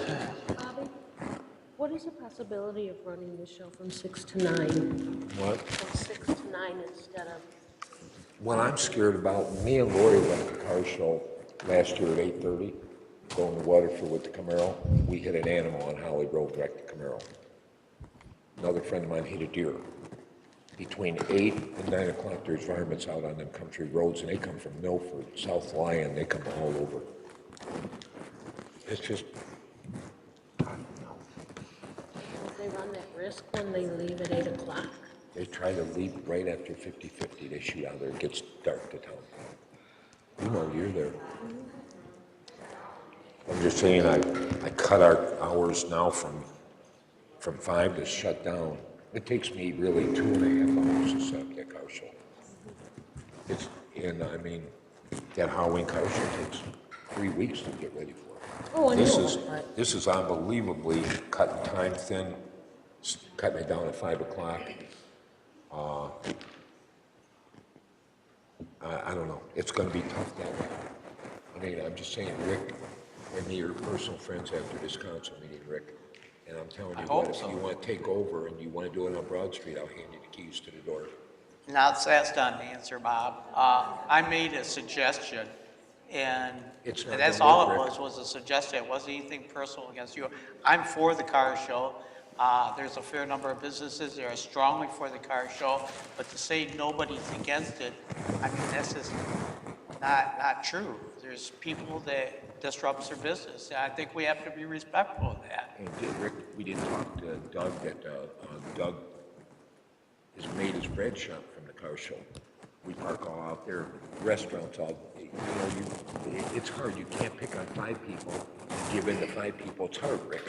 And I mean, they need the business too, the restaurants downtown. They count on it. And if I would have thought I could have done good and moved it 20 years ago on Broad Street, you know me, don't you think we would have done it, Rick? Downtown has got the romance. Baker's, this gentleman's talking about Baker's, that's a restaurant. So he can go down there, Milford, nothing's like Holly. We are rocking and rolling in Holly. Rick, there's nothing like it, and the town is the romance. You got to lean back to your But the town is the romance, Rick, the whole car show. No, Bob, I don't disagree with you on the car show. That's your opinion, Rick. Well, I think he said he didn't disagree with you, but one at a time. Did you have something to say, Rick? I only have to say I'm not against the car show. I think it's great for the village of Holly. I think we should be just considerate of those that do not benefit from the car show being on Saginaw Street. And we should be able to listen to them and respect their opinions. And if there's something we could do to not take away from the car show, but possibly even add to it by moving it a little bit, I think we should think about this. Instead of saying, absolutely not, it could never work. I did think about it, Rick. We did try it there. That was 15 years ago, Bob. Rick, there's more traffic. It's hard enough. Well, we're not going to resolve the Broad Street, Saginaw Street today unless we have it or we don't have the car show. Well, but there's been a lot of good suggestions here. I heard a lot of good suggestions all week from business owners. We're modifying the permit as it was issued last year. We're modifying the permit as it was submitted. And then there's food for thought here because, Rick, I did hear from a downtown merchant who has 6 figures invested in the building and inventory and suggested incorporating more area and more businesses that are negatively affected by the success of the car show. Let's face it, that's the issue. So we would be in order to have a motion on the special event application. And Debbie, have you been taking copious notes on where we are in terms of? Yeah, could you reread the modifications? I asked Debbie if she wrote them down. I got it. That's where I was. I got Did it. I have to go back? I've got 5 o'clock, 5:30. 5 o'clock is 5:30. shutdown time. Shutdown, okay. 5 o'clock shutdown? 5:30 the car show starts. To 8:30. Okay, 5 o'clock shutdown or setup as it's put in as it says in the application. Prior to that, there's no backing into the angle parking spots, right? Correct. Okay, and we are going to move the DJ operations table to the Township Hall because George Cullis never works after noon. I talked to Vince. Me and Vince were going to have a meeting on it. I was kidding you, George. I saw you back there. I was kidding you. And the popcorn lady has to, it's a long story. Well, we'll work that out about getting it relocated to the sidewalk in front of the Township Hall. Is there anything else? Things are still up for consideration. And going forward, things are up for discussion, but anything else for this permit for this year? You got anything, Chris? My only two concerns. And I heard from other merchants that are open, and it's pointless to be open, is what I was told, Saginaw merchants. I took time on Saturday afternoon and went from door to door to the businesses, and those that the owners were there, I got an opportunity to just ask what's your opinion. And as you've heard tonight, this is there's great things for some businesses and not for others. And I'm happy to see that that Bob is making some adjustments for us to try and take some of those things into consideration. You know, if you are one of those businesses that it negatively affects, listen to this, that he's not telling you 100% no tonight. And from conversations I've had earlier with Bob, this is a huge move for him. And I would like us to really be able to embrace the fact that there's signs of compromise here. And hopefully we can work some things that bring business and help business and continue to grow businesses that are doing well through this. I know it's not perfect, but I feel like it's a step that I would like to commend Bob for making. Any further comments or questions of the council? A motion would be in order. So moved. With a setup time of 5 p.m. and a start time from 5:30 to 8:30 p.m., closing down at 8:30 downtown with the proper emergency allowance. Lanes, fire lanes. And no backward parked vehicles prior to 5. Yeah, I'll have Or to. no run this backward out. parked period, but nothing prior to 5. If they pull in frontwards or they're to visit, neat. And we're going to move the DJ table. And the DJ moving from in front of the vault to a location to be determined. You've got to have power, right? Okay, well, another thing too is I told Vince, but we didn't talk long, Vince. Can I have a second? Can I have a second? Can I have a second to the motion? I'll second it. I was done, yes. Okay, Thank we you. have a motion and support. Bob, go ahead. Okay, I talked to Vince shortly. We were going to get together and talk about it because the speakers from the DJ disturb him. And the girl that does Mrs. Alvarado does popcorn. When I shook her hand, that was her little spot over there. That's why I said I need to sit down with Vince and talk to him, right, Vince? And, right? Vince is, you can't talk to Vince. This is us up here. Yeah, okay, but I mean, I talked to him on the phone. That's right, I understand that. So we have a motion and support. Any further discussion or comments? Hearing none, roll call vote, please. Powers.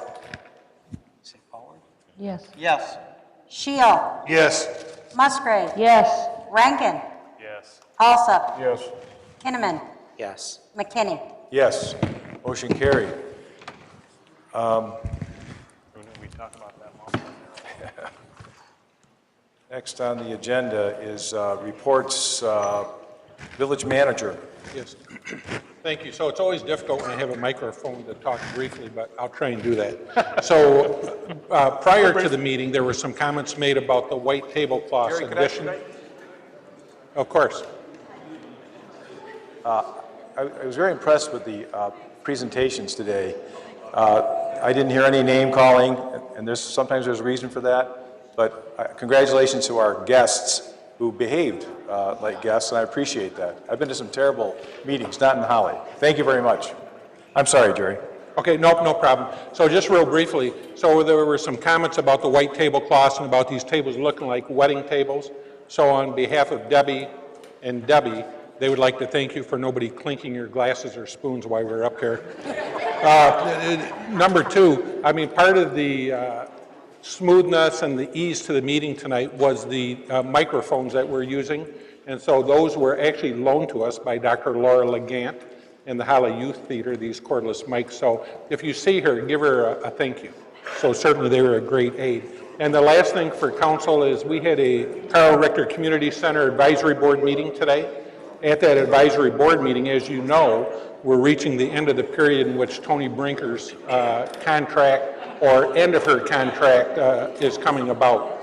As part of the advisory board's function, they are looking at going to a process to be able to recommend to the council what they feel the operation of future community center should be, as well as the director. Still in session, please. Yep. As well as the director. And so they're looking to see what type of recommendation that they would like to make to the council, realizing that it's the council's decision on ultimately approving a contract and whether they go back to the same style of management style that they had before. So in saying that, this process is going to go past the March 11th date. And so at the present time, the community center reports back to the village manager's office like every other department of the village. And so it is my intention, unless council specifically states they don't want it to occur, is to keep Ms. Brinker as more or less an interim in charge of the community center until the advisory board is ready to make a recommendation to the council, just so that we keep that continuity of leadership that we have. So Ms. Brinker, she still is looking forward to moving on to her next phase of work life and not being in charge of the community center, but by the same token, she has agreed voluntarily to stay on board as long as we'd like her to. So I just wanted to let council know that March 11th was her official last day of work as director of the community center. She's offered to stay on. My intention is to keep her on board until such time that the community center advisory board makes a recommendation to council as far as new leadership and direction, and that council makes that decision on what direction or whom the new director will be. That's all. Thank you. Mr. Gildner. I have nothing tonight. Thank you. Ms. Bigger. I have nothing to add to my written report. Boards and commissions, we'll start with Ryan. Historic hasn't met. HIA met, and they adopted their 2019 budget. And they'll hold their annual banquet Thursday, April 11th at the Cavalry United Church, and is also looking into adding youth recognition into its available programs, and added 3 new members to its membership, George Cullis, Teresa Blaska, and Amy Wright, and that's it. And as for council comments, I got nothing. Thank you. Boards and commissions, Chris. Parks met last week. We submitted our budget for the year. We requested admin look into ordering the 2 missing park signs. Thank you, Brian. And we also had a presentation by Dan, what he said, about rehabilitating the Waterworks building. He came up with a nice plan for us to get started on that, about removing the equipment from its current location, storing it until such time that we can come up with a plan to display it properly, and in the meantime creating an observation deck over the foundation of the current building.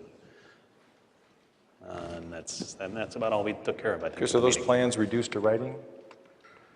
There was a sketch that was submitted to the Parks Commission. Okay, that's what I Okay, want to know yeah. if we'd see it. Thank you. Anything further, Chris? No, there was just, he just gave us some sketches and told us the direction he was going, and we said we liked it, continue in that direction. Thank you. Bob, anything on boards and commissions? Yes, we had a meeting, I had to think, what was it so long ago? It's about the fire hall, police station, the variances. We okayed that. That's all. Debbie, anything to report? Finance committee met, and everything's a go for our new person with the wastewater treatment plant. Anything further? No. Richard? Planning Commission met and have begun, we discussed what we would like to recommend for the master plan process, what parts we would like to include, and also heard a report from, what's the redevelopment ready community, and as part of that process to receive some grant money towards the master plan process. And we will be bringing that next month before the council for approval. Anything further, Richard? That will be it. Thank you. Rick, any boards or commission reports? From the Carl Richter, pretty much Jerry filled us all in on what's going on with the Carl Richter. I really don't have anything to add to that this time. Parks has an event coming up. Oh, by the way, coincidentally, I have a poster of the event that's taking place a week from Friday. It's going to be congratulating Andrew Anderson for his achievement in the area of bowling, but more importantly, it's going to be a fundraiser for our local parks. So please, if you're in the vicinity, stop in. You can buy just a meal ticket, or you can buy a ticket for bowling. The tickets are $25 per person. The ticket sales are not quite up to what we want, but they're doing relatively well. I think we have about 50 or 60 tickets sold. So please keep it in mind. It should be, as I tell people, a raucous good time. And Tom McKinney is bowling that night, and I understand his wife will probably end up beating him. She will. Unless they score gutter balls, I'm going to lose, I'm sure. Thank you, Rick. Council comments, we'll start with you, Rick. No comments. Richard? On behalf of the Chamber of Commerce, I'd like to invite everyone to the Holly State of the Community event that will take place on Tuesday, February 26th, 7 p.m. at the Holly High School Auditorium. We will have the Holly Area Schools presentation by the superintendent. Tom will present for the village, and we have 4 townships, Holly Township, Rose Township, Springfield Township, and Groveland Township will all have presentations for us as well. Come and enjoy hearing what is happening in the entire area. That's it. Okay, thank you. Debbie, any council comments? No, sir. Bob, any council comments? Oh, yes, thank you, council. Thank you all very much. Welcome. You're welcome. Rick, everybody, thank you. Chris, any council comments? Nothing further. Okay, and Ryan, any council comments? I don't think so.